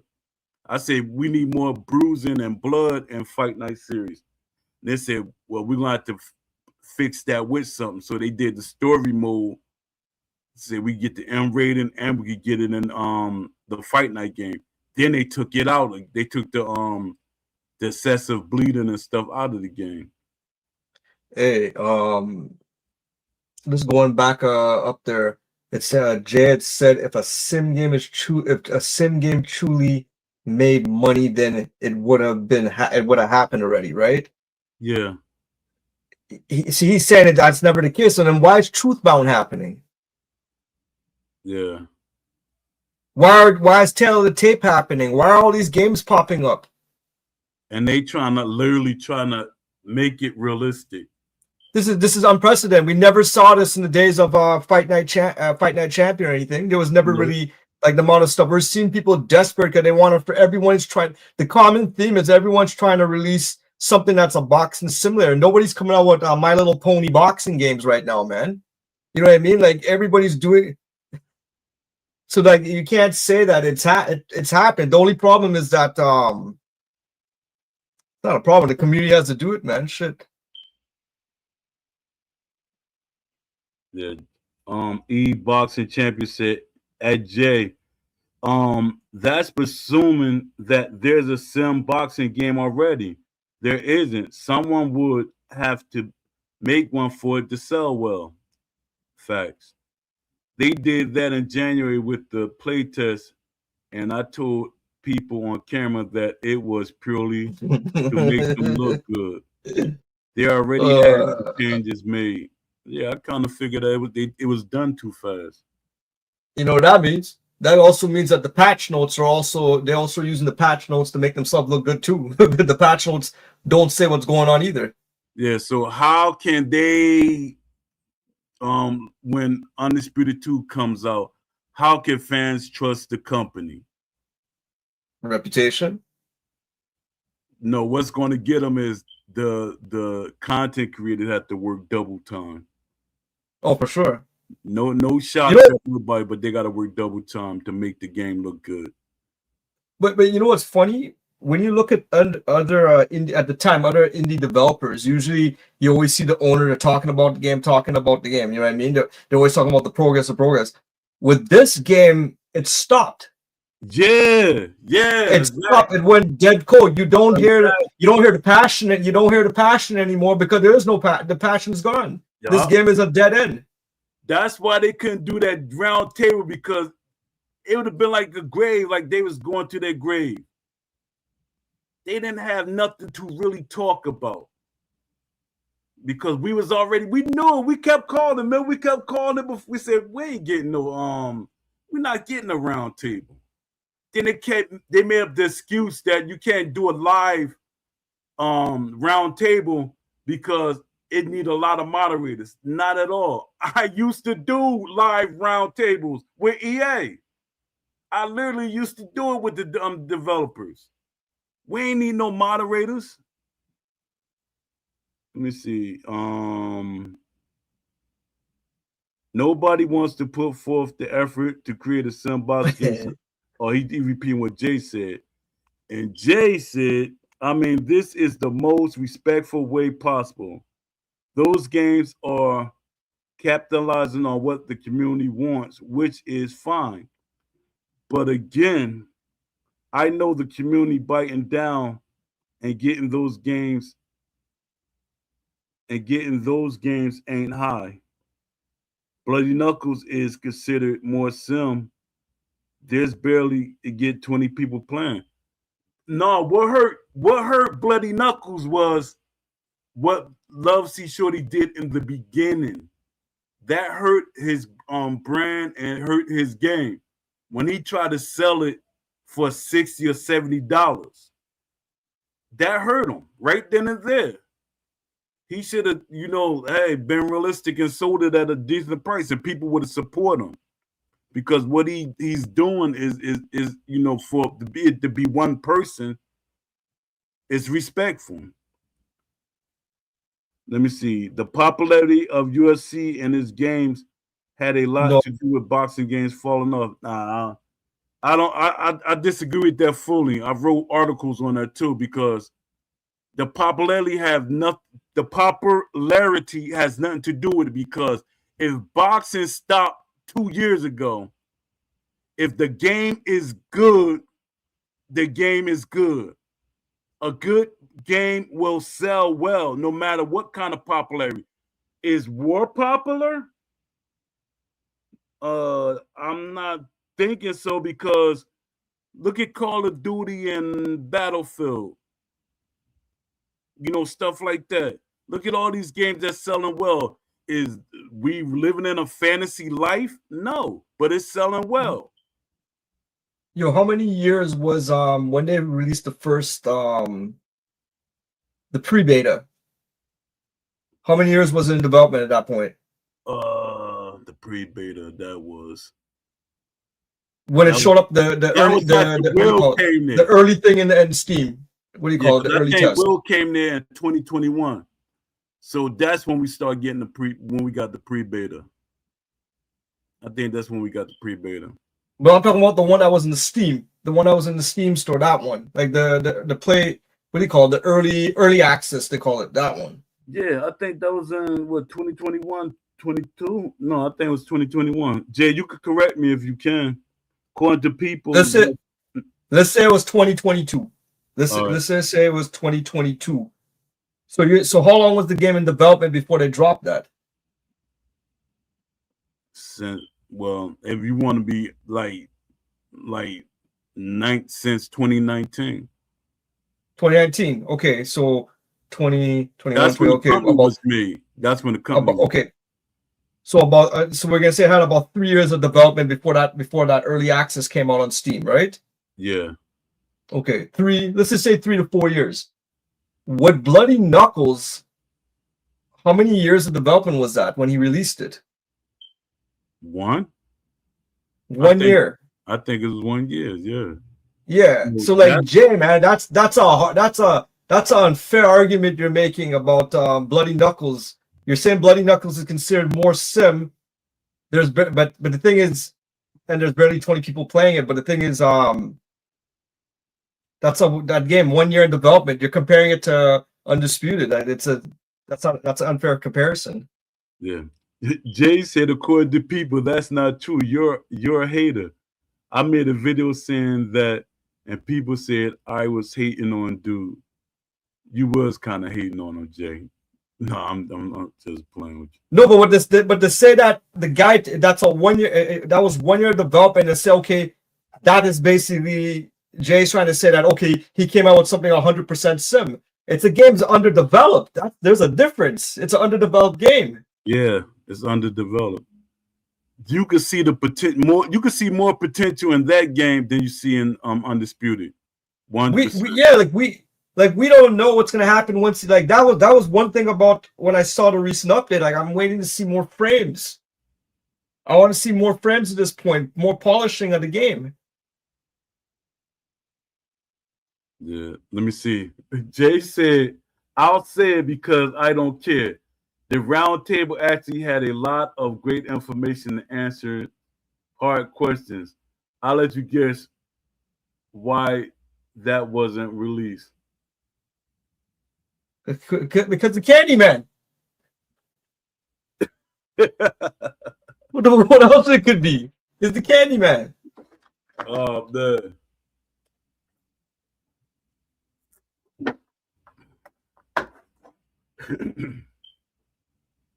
Yeah, man. Let me see. Build a community that can cater. Let me see. Yeah, I can't guess, Jay.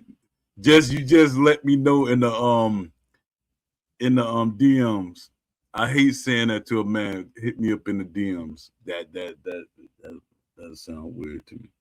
All right, E-Boxing Champion said SCI literally built a community that they can cater to, similar to Madden. Either way, a developer chooses,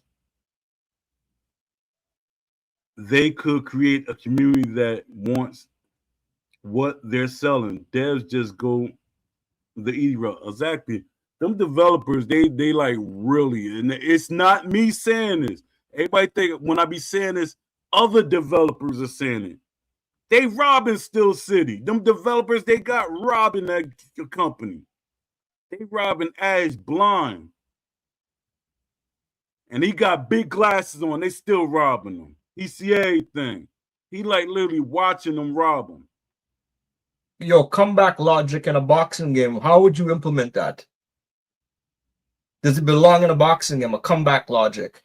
Comeback? Yeah, I think so. I think how would you execute that?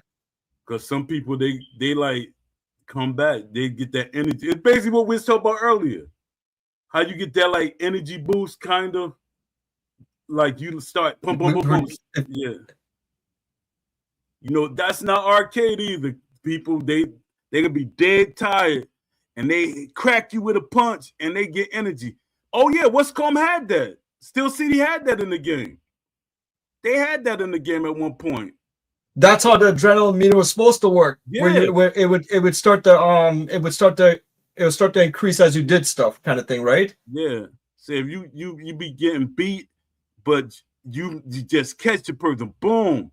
Now your adrenaline went up. Now the person got to worry about you putting them in that situation.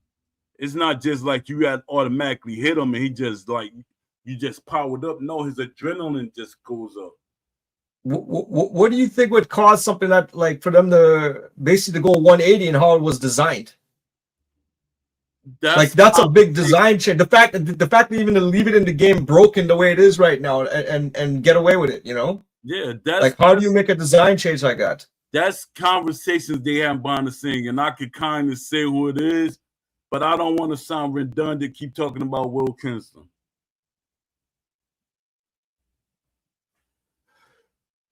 Because it's like you're the director of authenticity. Who you think get blamed, Ash or the director? The director. Ash trusts the director. If I'm making a movie and I hire somebody to be my director, they're going to get on the director. The director always get in trouble. Every time somebody is the director, you made a horrible movie, even though you funded the project or it's your project, they're gonna always blame the director. Will Kinsler is the director of authenticity. So let's just say it was him that called for it. How do you go from something that's we have never seen before in a boxing game, we'll say, innovation, but basically you just want to mirror exactly, because all it does, it's basically just mirroring what Champion does then. Yeah, it's a lot of it's the same. It's the same, but they had something unique, we'll say. Yeah. Not totally unique, because I always kind of see it as a like in a when you play like Japanese wrestling games and stuff, and they have spirit meter. Yeah, I always see it as how the spirit meter builds kind of thing, right? But it's the same kind of logic, right? But why do you want to make it exactly like Champion then? It's, if it goes back to, I always say, it's a tribute game down to everything, you know what I mean? Yeah. Let me see what Jay said. According to someone, I won't say who, that directly correlates to fighter uniqueness and how they look. The gameplay director deserves blame too. I find it funny because he's chilling. He sure is chilling. He sure is chilling. Free money. Everybody has. I'm gonna be honest, Jay. I'm gonna be honest. Everybody I still see, they can get mad at me all they want. They can't beat me, even if they try to jump me. They can't beat me. They stealing money from Ash. Not only Ash, because Ash literally, he owed people. Them investors, the publishers, he owed them. So they stealing money from them and the shareholders. I'm like, daggone. Ash went over the route that he wanted to do, because Ash said he was worried more about the publishers and the investors. He got publisher, investors, and shareholders. So that right there shows that, can we really blame Ash? Or is it a money grab? Because they want to get paid. And I tagged them into a post. I said, you would get more money because y'all trying to get quick money, but you get more money if you design the game that fans want. I think one of their biggest contributors, or one of the biggest persons on their team, we're friends on LinkedIn.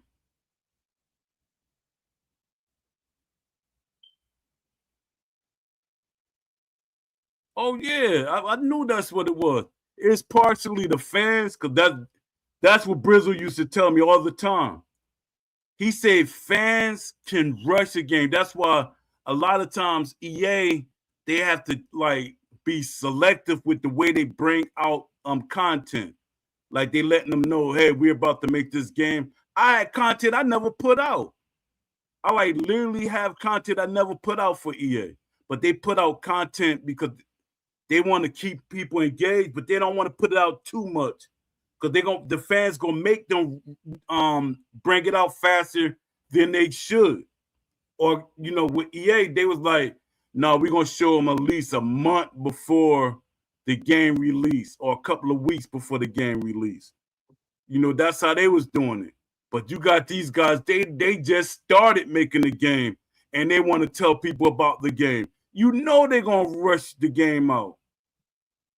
Matter of fact, it's a good example. Everybody think Claimer Uncut game is coming out next week. He just announced it. One person What? too. What do you say? No, I talk about next week. You even have to what that?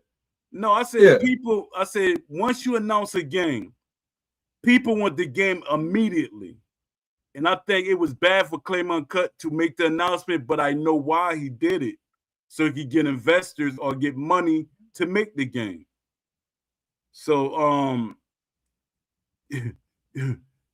Claim Uncut, like he shouldn't have mentioned. Now people want the game next week. They literally want the game as soon as possible. Yo, what's going on with when's the last time you looked at any updates from Tale of the Tape? I haven't. Did they put something out? Within the last 2 months, they had an update video showing like how the guys are throwing punches. But it's all punches. That's all it is right now. But it looks good. Then we try to get them on the show, and they I forgot what they said because I was trying to get them guys on the show. They're the same one that started off. It was starting off as a kickboxer or Muay Thai game, and then it turned into that or something. I think so. Now I was trying to get all them jokers that's making games. Let me see. Let me see. E-Boxing Champion said, Poe, they can get even more money by just convincing fans that they want what they're selling. Yeah. Yep. I still blame Ash, not gonna lie. No, Ash should blame himself. I don't think we should blame Ash. Ash should blame himself. Great guy, but I'll be wrong to blame other people. Well, me, I definitely see. I think it might be. I feel like I got a vendetta against Will because I put him and Ash like I set that up, and then Will made sure that I stopped talking to Ash. He literally said, "We don't need your help anymore. We don't need you." I'm like, "What? You serious? We don't need you." So right then and there, that made me feel some type of way. Let me see. And you said you knew that guy for how many years? I knew Will like before Madden was a thing. I knew Will for a long time. I knew him from then. I wasn't really a football game, but I liked it at that time. I just liked the experience, like as far as gameplay was. I was always about gameplay. And I seen how he was like knocking on doors. And then he went and EA hired him. But he said, but the way Will said it, like I was there before him, but I didn't see that. I always thought Will was there before. He probably was active in the forum, but he probably didn't have a title. But I know I saw Will there because I was in the EA forum, like when they first made the forum. I was looked at, I feel old. I was there when they like literally made their forums. They're like one of the first game companies to make a forum. Dang. I'm telling my age. But Poe, let me see. No. You got a link. Let me know when Joe Pro on the podcast. I want a good laugh. Yeah, he's funny.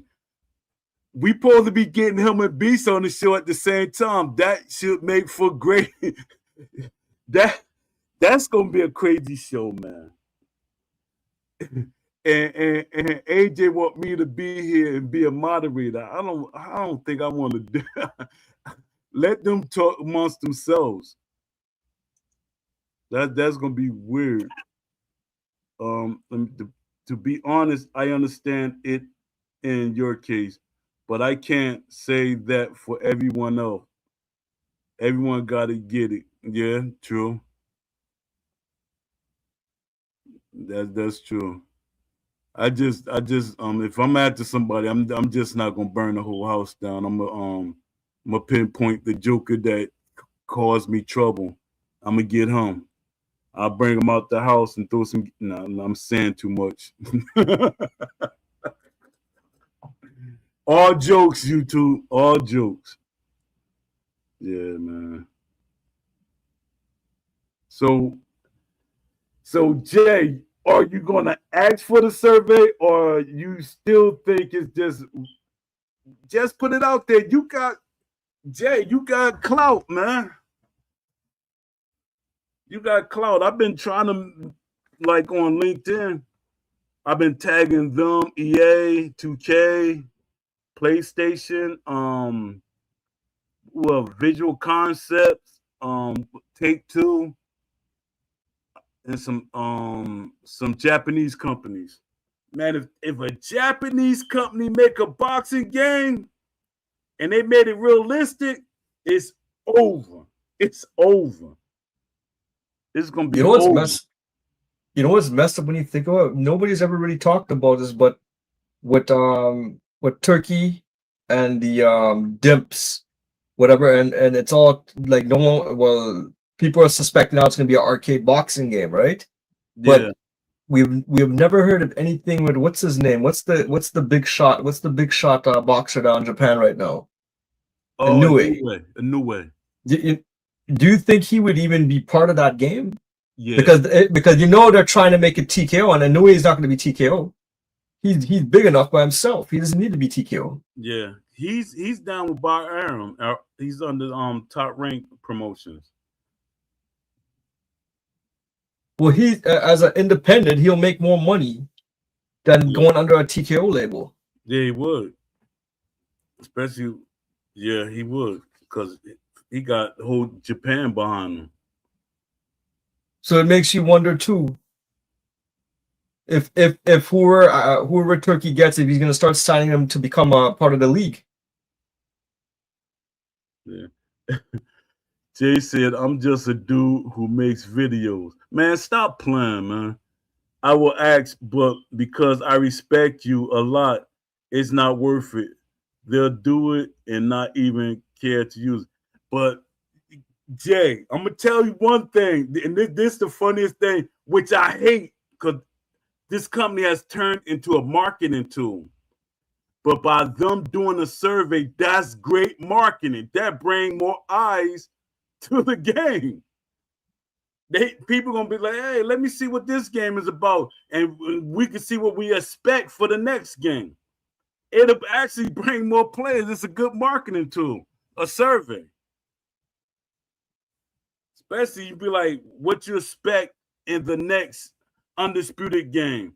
You know, they don't necessarily have to put it in there, but still, you ask the question. You got people eyes on it. They're gonna get a lot of people signing that survey. I'm gonna make sure of it.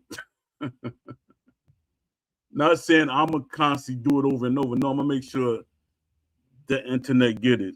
But I'll be on every Yo, site. Pope, I'm heading out. All right. Appreciate you, man.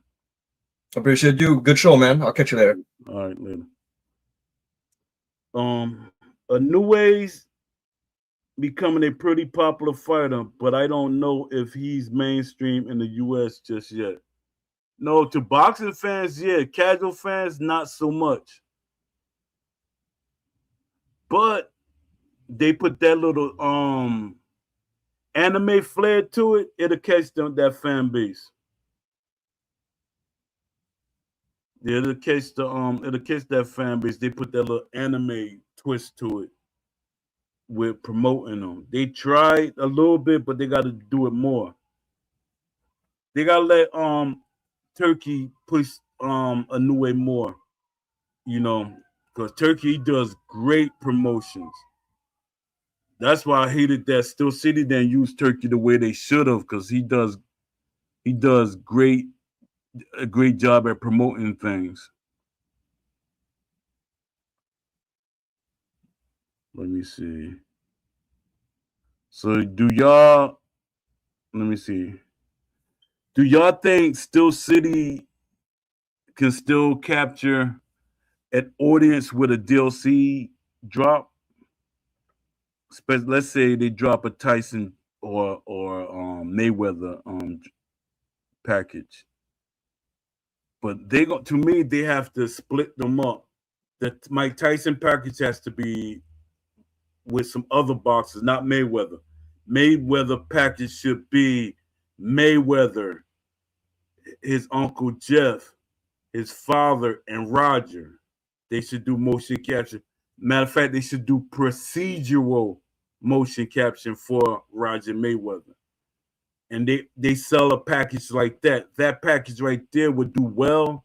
It would bring the fans back. I hate keep saying this because my thing is move on, leave it alone. Because people act like they don't see the flaws, like the DLC automatically make all the flaws they was complaining about go away. Let me see. Yeah, let me see something. I got over 75 people that viewed this video so far. So please hit that like, share, and subscribe. Um y'all should go on like social media sites and say, Still City, hashtag Still City, making survey, make a survey. So we could get them to make a survey so they can like see what fans want. And let us see the results. Don't hide the results. Like when y'all finish it and it's all said and done, let us see the results. So we can hold y'all accountable if y'all don't hold yourself accountable. E-Boxing Champion say, most definitely, SCI got the sales side of this whole thing down. The more DLC they sell, the more people will buy it. Seems like that's a winning strategy for them. Yeah, because everything they're doing is marketing. Straight up. Like right now, they marketing. I said, y'all, they keep doing marketing and promotion. You're promoting a broken game. There's no way around it. Ash said it was a broken game. That's the thing that bugs me out the most. Ash told the truth. When he broke down and said they was developers was looking at, from other companies, they was looking at the game and said the game is messed up. But people still buying DLC and complaining about the game. The game is not going to get fixed. The only thing people should be worrying about is what Undisputed 2 is going to be. And that's weird because I remember when I said he never intended to have sequels. He didn't want sequels for Undisputed ESBC. He didn't want sequels. He just wanted to be a live update game. That's all he wanted. Let me see.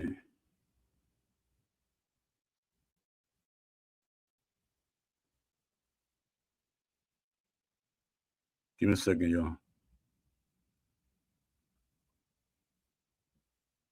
Oh yeah, y'all forgot about Leafy Game. Man, I knew. See that? I know you like, man. Paul had to say it. He had to go up and say it again.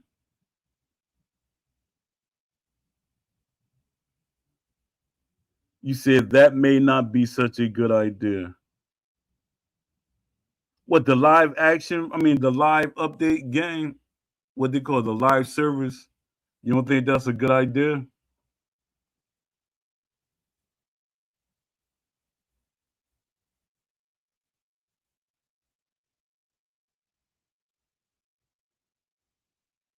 Let me see.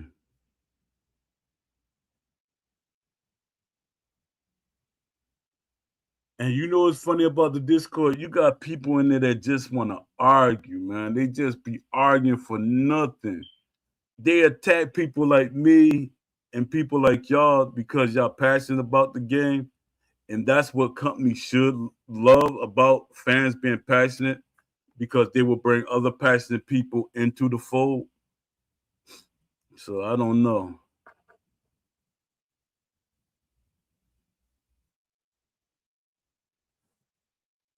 See, 76. That's a good amount of views to so far, I usually pick up most of my numbers like when the show is over. So anybody ever get the numbers for UFC 4? Let me see. Let me see. I'll get the numbers right now.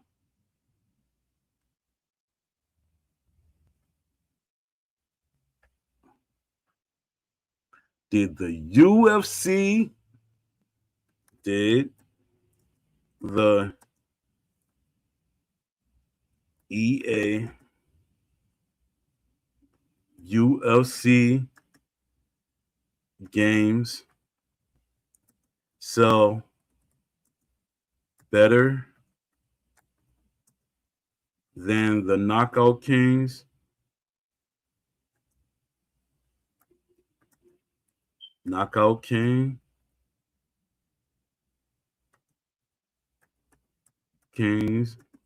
and Fight Night series.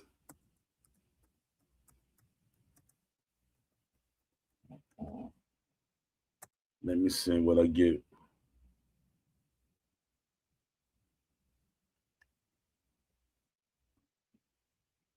Um,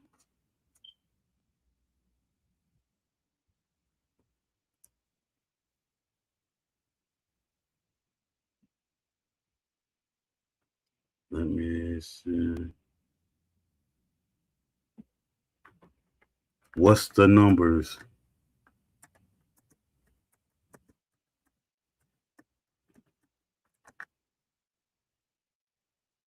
Let me see. Knockout Kings together sold 9.57 million copies. That's the lifetime units sold. Fight Night Round 3 sold 3.14 million.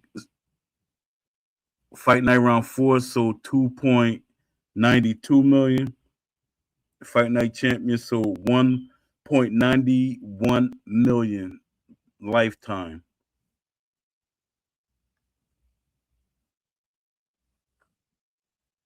So that adds up to 7.97 million for the Knockout Kings and Fight Night series.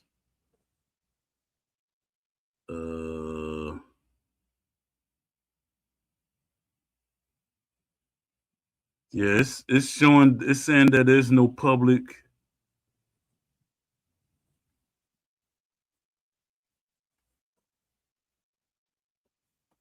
Yeah, it's no public information for the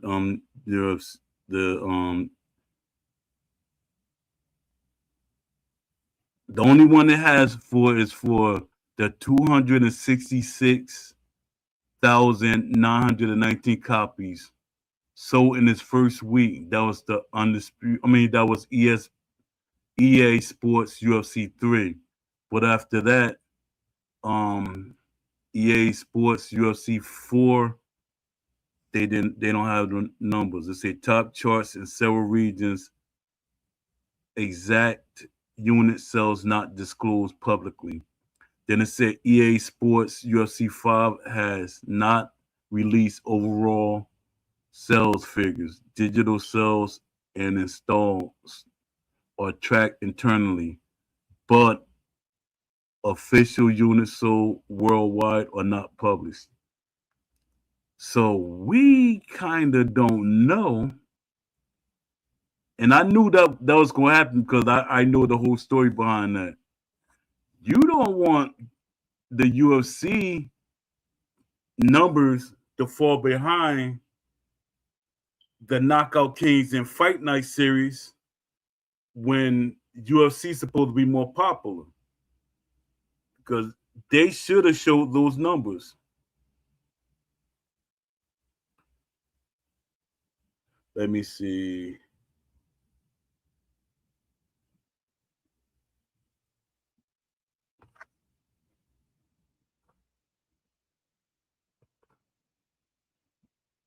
SCI this was e-boxing champion said SCI probably should fix Undisputed before trying to drop a sequel. Exactly.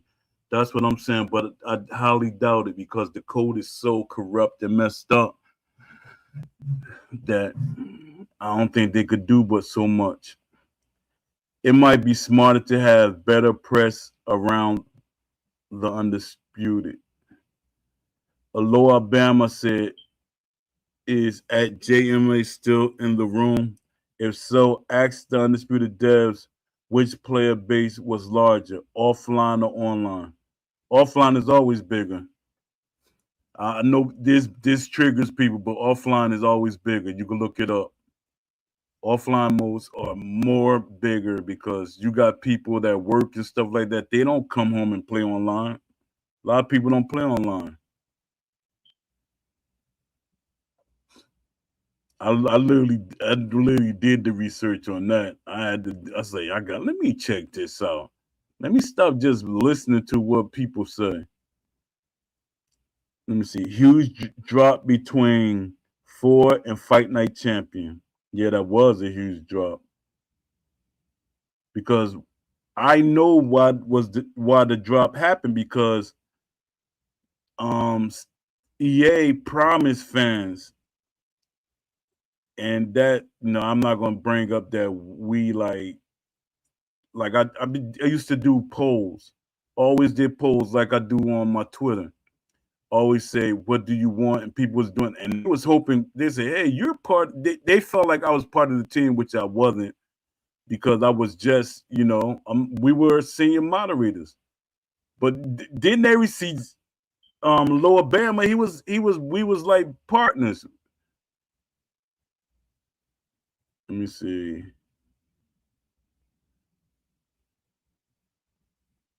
Only 300K between 3 and 4. Yeah. Lower Bama said no fun disputed.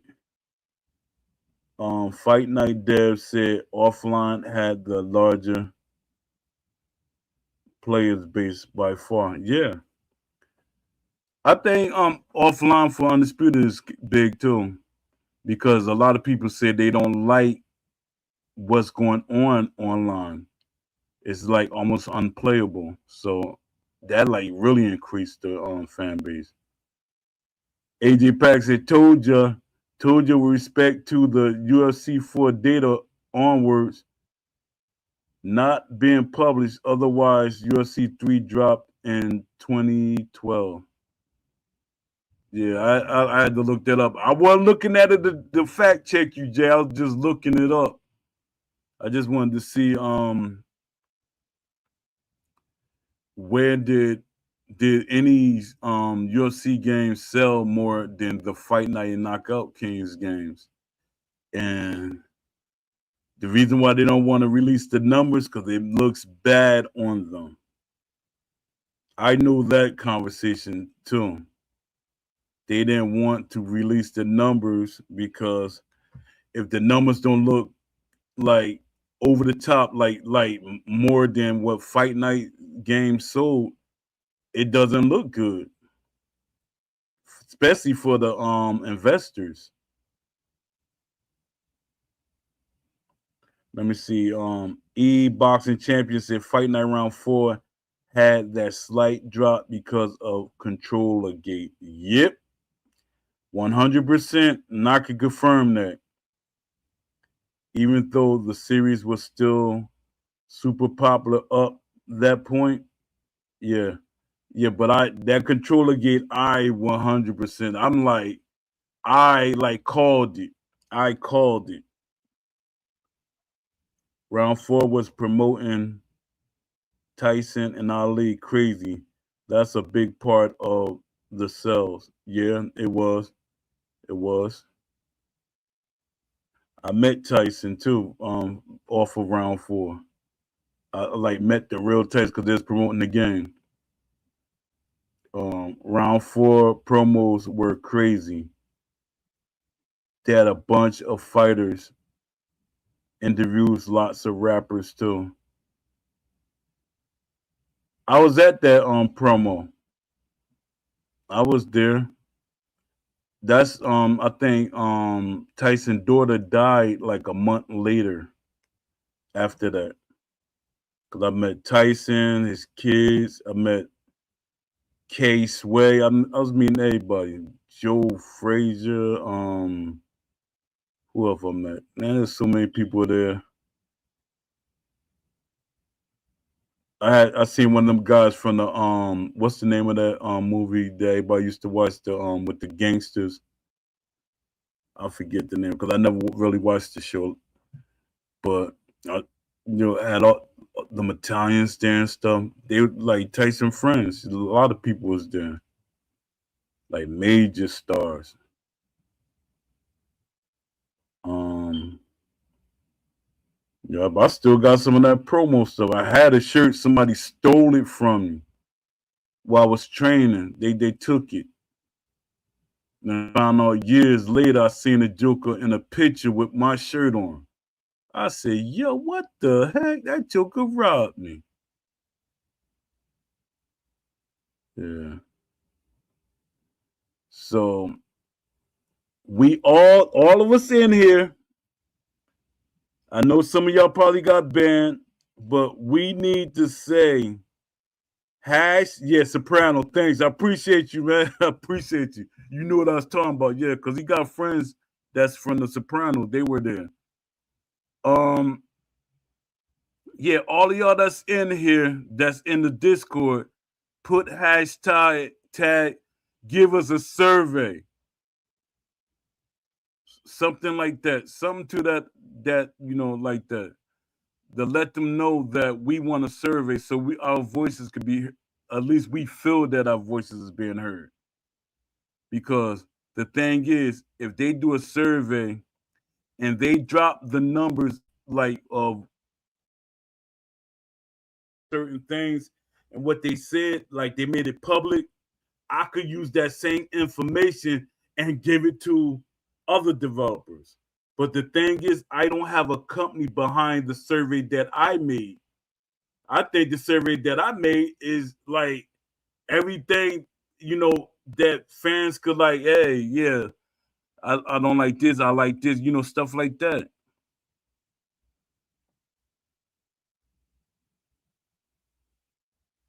Who got the link to the Discord? What you mean the Discord? Aren't you in the Discord?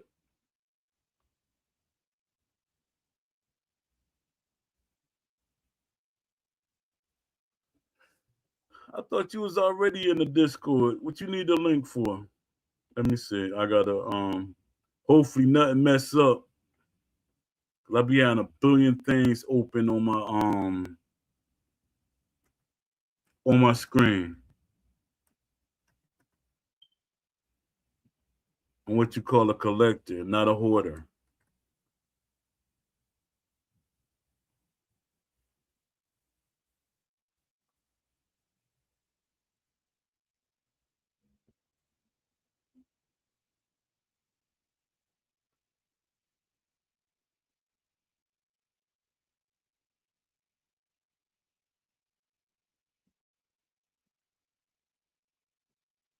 Let me see.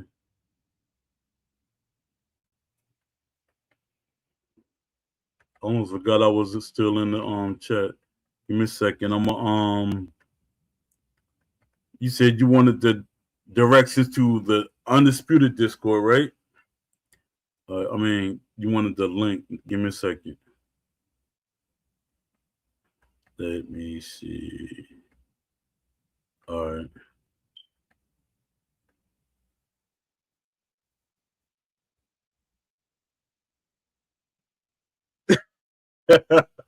Trust me, if I'm lasting in there, you'll do all right. You'll do all right. Cause I thought I couldn't last, and I said, nah, man. I'm getting myself kicked out. But I go in there for content to see what people talking about, and it's good for the show.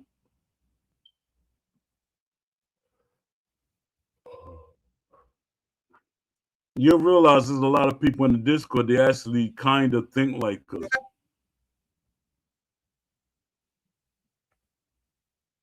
I was like, let me see.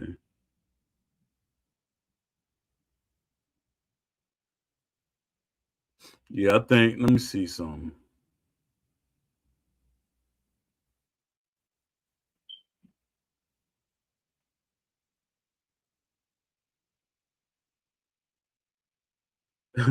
Yo, country boy, you in there already?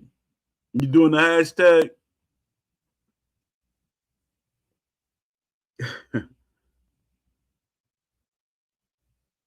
Everybody see. Oh, Dad, Jay, they ruined the game. That's cap. Hold up. What you talking about? They did. Oh, a lot of testers suggested a lot of ways to help. Oh, I ain't getting into that. I ain't getting into that. It doesn't? That's weird. Give me a second then.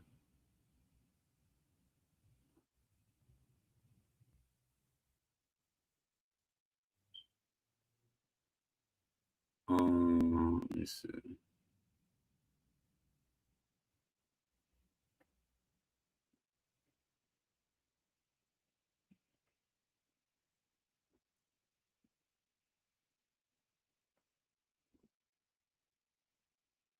Look like the same link. Let me see. No, is it? No. It looked like something was missing, like the last part.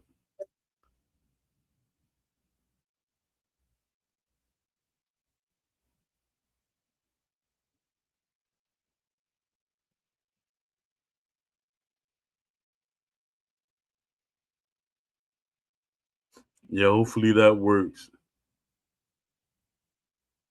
Yeah, we got to all stick together to get a better game. I'm just hoping Jay make that video or say something to somebody. Get them a survey and make them be quiet.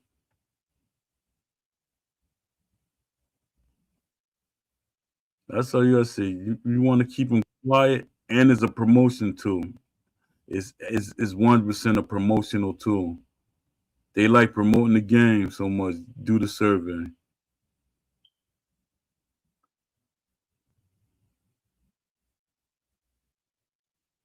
All right, appreciate you, man, coming through. Salute, country boy. Let me see. Let me see. Man, country boy, I thought you was gonna go in there and drop a hashtag and then step off. Respectfully ask the undisputed devs which player base is larger, online or offline, if they can't release the telemetry. Jay said no. Jay, you shut out, man. I think I'm about to. I don't know if I'm gonna change my name, but I'm gonna. Let me see. Give us a survey. SCI.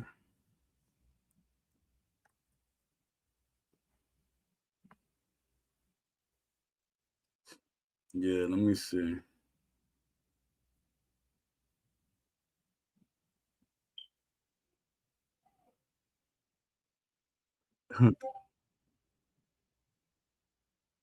The rules say no self promotion. But what is we self promoting? I go in and I talk about I say my podcast, but to me that's not really because I be saying, yo, you should come on my podcast.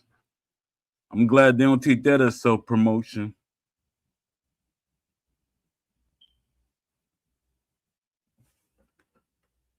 Let me see. Oh, I get what you're saying about it's no self promotion. They always promoting something. Promoting and marketing. That's all it is. That's what the team is, a promotion and marketing tool. And they don't care what the game is. If we promote it right, hey, let me see. Lip on the Discord, Leopard Tillian is going. He's saying, is it going to be offline only? Any info about that? Oh, he talking about claim on cut game. But my thing is, people expect too much from one developer. That's why, like I said, if I was making a game, I would never tell y'all until the game is about to drop. It's like a week or two out. I would never tell y'all because y'all could be a headache, some of y'all, but y'all could be a headache because he's saying, is the game going to be offline? Technically, it kind of makes sense because it's just one developer. They keep acting like Love C Shorty and Claimer Uncut, Leafy, and all these guys have a team. Even people with two or three people on their team, they're still struggling. Or a whole team, they're struggling. So asking them for online, I think that's not right. It's like you asking them for something that's gonna like almost stress them out like that. They want online, and I can't really do the online thing because of this and that. That's putting too much on the person. Yeah, you could do parsec and stuff like that. Let me see. Boxing Champion said, "Oh, you're asking them to give us a survey. That's probably fine. Yeah, yeah, that's what I'll do the hashtag. Give us a survey. I'm gonna keep doing it. I think I'm gonna do it on LinkedIn too, cause they be watching my stuff on LinkedIn. That I got 90 views already. I think I might do the whole 3 hours just to see can I hit that 100. I appreciate everybody that's viewing this video. Please like, subscribe, and share the video. And we can only get better because, to be honest, I'm not really a talker. With me, I was always the sidekick when we did podcasts back in the days. Like with EA, I was a sidekick because I didn't want to talk. I try to find somebody that was a talker, and I get them to do the talking. Then I start chiming in, or they pull me into certain conversations. But other than that, I wasn't trying to. That's what messed me up. That's what messed me up for my what's called my doggone bug for my me making videos and stuff.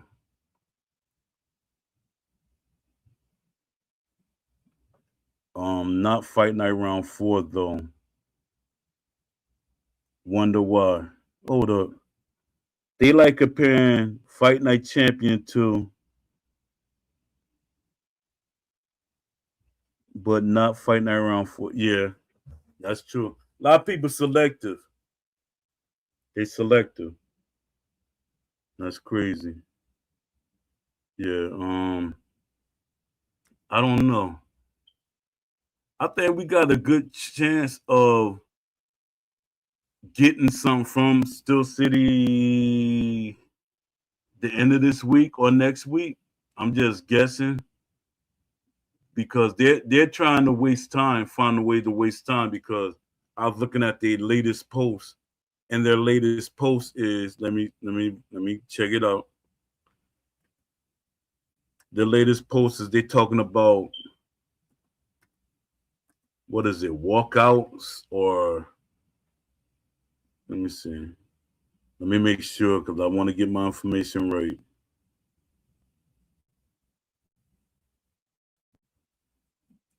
Undisputed. Yeah, they got Undisputed. The voice of boxing brings to you the the first ever fighter showcase. To start things off, we have phenomenal Katie Taylor. Why that phenomenal look wrong? Whoever wrote that look like they misspelled it, and I'm gonna fact check you. Um, Olympic gold medalist. Yup, they spelled medalist wrong. Um, I know I'm nitpicking. And two-weight undisputed champion,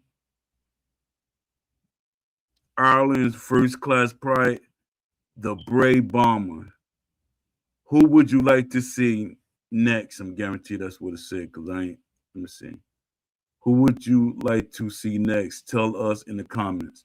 My thing is, y'all wasted time. This is stuff that y'all should have been talking about in the game already.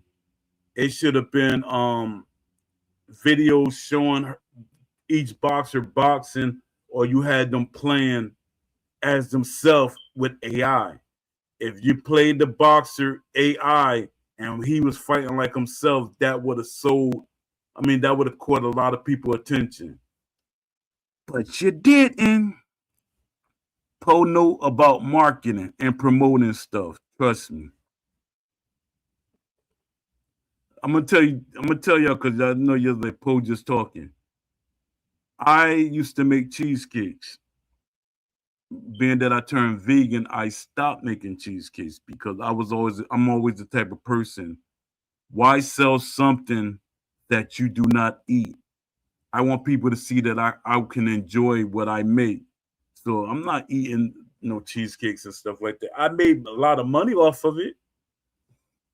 So I was promoting myself. I used to do the artwork and everything. There was no chat GPT. To y'all people that think I'm not an artist, I am an artist. I went to the same school Michael B. Jordan went to, even though he came decades after me, but the same school. I went there for art.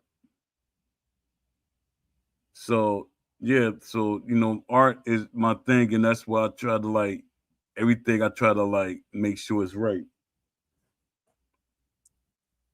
Let me see.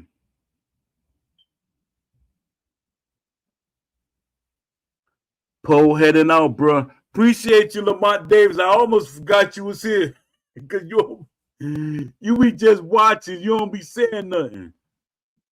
Let me see. I got 90 views. I'm trying to stick around for that 100. Then I probably end the show after that. 90 views. I don't know if it counted. People came in and went back out to see if I'm still talking, but it's 90 views. So I'm going to take it for what it is. Yeah, appreciate you, brother. Salute. Let me see.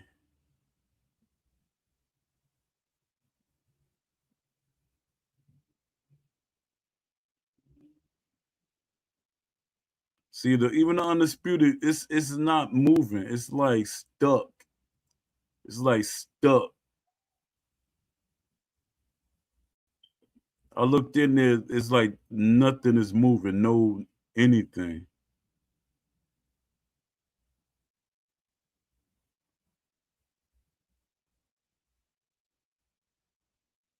Let me see something.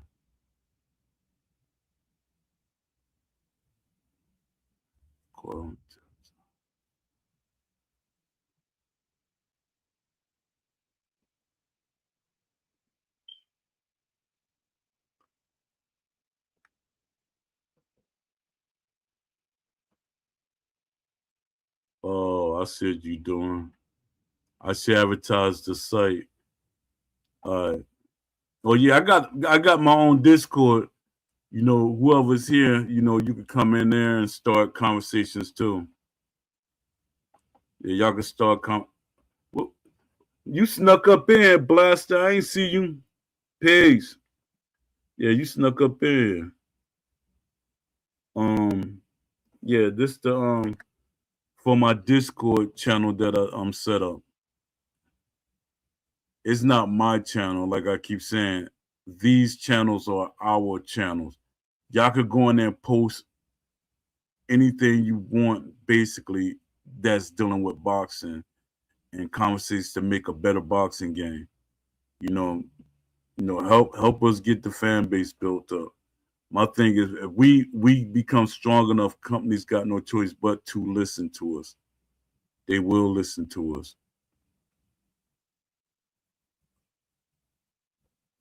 Gone. I hate when they start spraying this building. When they spray this building, you might get scared about something.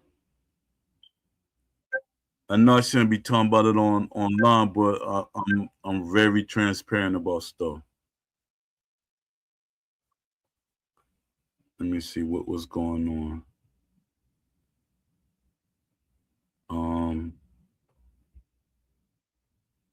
trying to wait.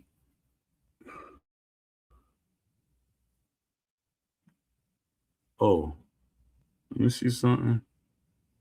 Give me a second.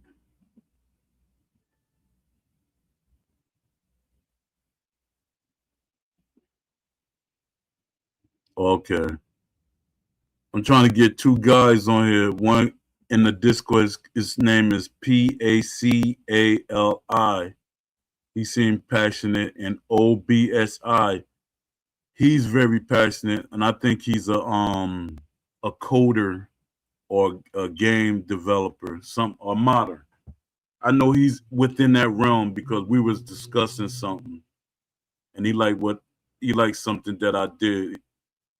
Let me see, boxing champions. Poe, I was thinking about the guard splitting. Man, here y'all go with that. You gonna bring that back up, huh? You gonna bring that back up? What you was thinking about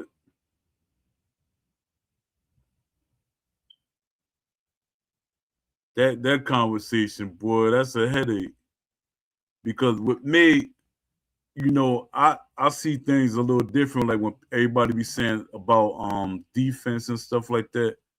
I don't think everybody should be, because it's just like since everybody should have the same offensive style. No, everybody shouldn't have the same offensive style. Can they do it? Yeah, some people they could do certain things, and it might be a hybrid or a variant of a style. Like with the you got 6 axes, you got I think it's 12 axes. Then you got the up and down. You got you got the cross arm. You got different blocking variants. So when saying one particular one, you stealing from a boxer. Joe Frazier, 6 axes. I don't think that's in his arsenal. Let me see. E-Boxing Champion said, I think the problem is there's a lack of attack and defense options. 100%.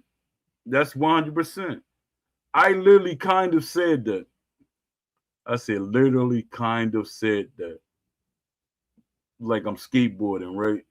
No, but I was saying that. Um, there should be there's a lack of attack and defensive options. Exactly. It's a lack of it. Because if especially with the footwork doesn't mean anything no more. In the beginning it did. When they first announced it, looked it beautiful. You could do angles and everything. Not so much now. It doesn't like really play like that unless a person get up there and force it to play the way they think look realistic. The way I said, play it the way it's supposed to be played. All right. If there were additional angles to throw and block from, depending on the block style, it will make more sense. It would. It really would. But it's like you're not able to step in accurately to create those angles.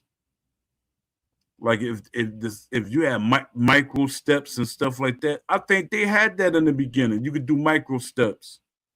Somebody correct me if they remember, but I think they had micro steps in there, and they had the gallop like you could gallop or you could run towards your opponent. B said that's still in the game that you could rush somebody, like you could move forward real fast. But when I hear people complain about certain things, I'm like, is that really in the game?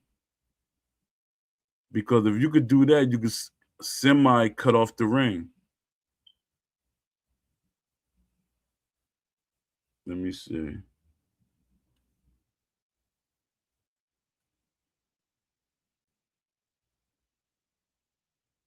Give me a second.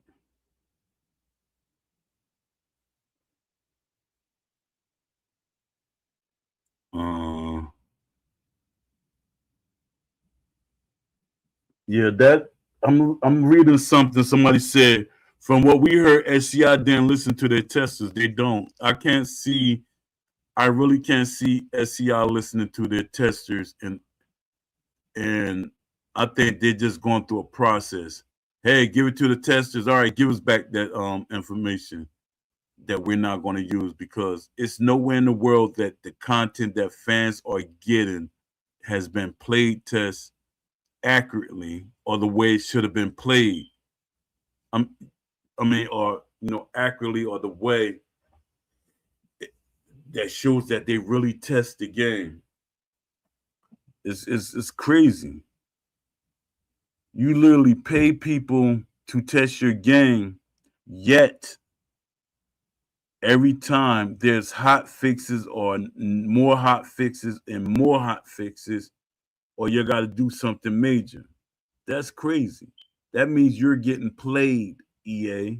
I mean, Steel City. Let me see. I mean, like it. I mean, like an inside lean plus jab to the head could be a slightly different lane than just a lone leaning jab. Yeah, leaning inside. Yeah, but you could also kind of be off balance too, and the other joke could catch you. That's got to also come into play too. All right. The footwork is also a problem in Undisputed. There's only two speeds right. There's more than that in older boxing games. Exactly. You 100% right. You 100% right. I noticed that. Yeah, I noticed that. Older games using stick pressure instead of toggle. Those added angles too. Exactly. 100%. Blaster X. 100. The first defensive update they made, players start spamming it. After that, I think SCI gave up. No, I think SCI gave up way before any of them updates, because you think about the spam part. My thing is, to anything that's being spammed, there should be counters or blocks. But people worry about the spamming, because they're not being defensive responsible and they're getting hit. Yeah, so I don't know.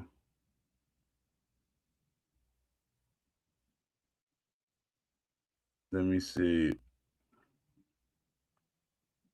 All right, I see it. Give me a second. Let me read. I'm gonna read one more post from. Let me see. All right, that I thought it was another post, but where do y'all see? Because Still City ain't make no announcement this week. Where do y'all see Still City next month as far as this game? Do you see them still attracting people to the game? Which that's what they just did. They did a promotional tour, went over to Thailand. And if you listen to people, you'll think, Thailand, do they got TVs over there? I'm like, stop. Let me see.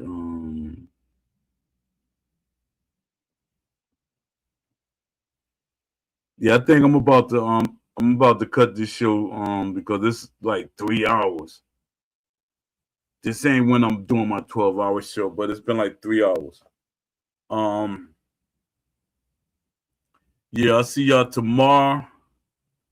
I know I said I was going to go back to the regular schedules, but I think I got too addicted to doing it every day, so I might continue moving like this. Hopefully it helps me out. But until the next show, peace. Much love to all of y'all. Peace to all that showed up. Blaster, E-Boxing Champions, JMMA. Shout out to AJ Pax.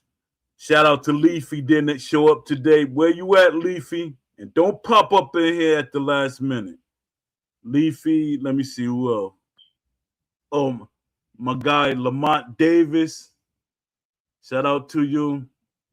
Shout out to what's his name? I don't want to leave you out. Dr. J, 9035. Shout out to you.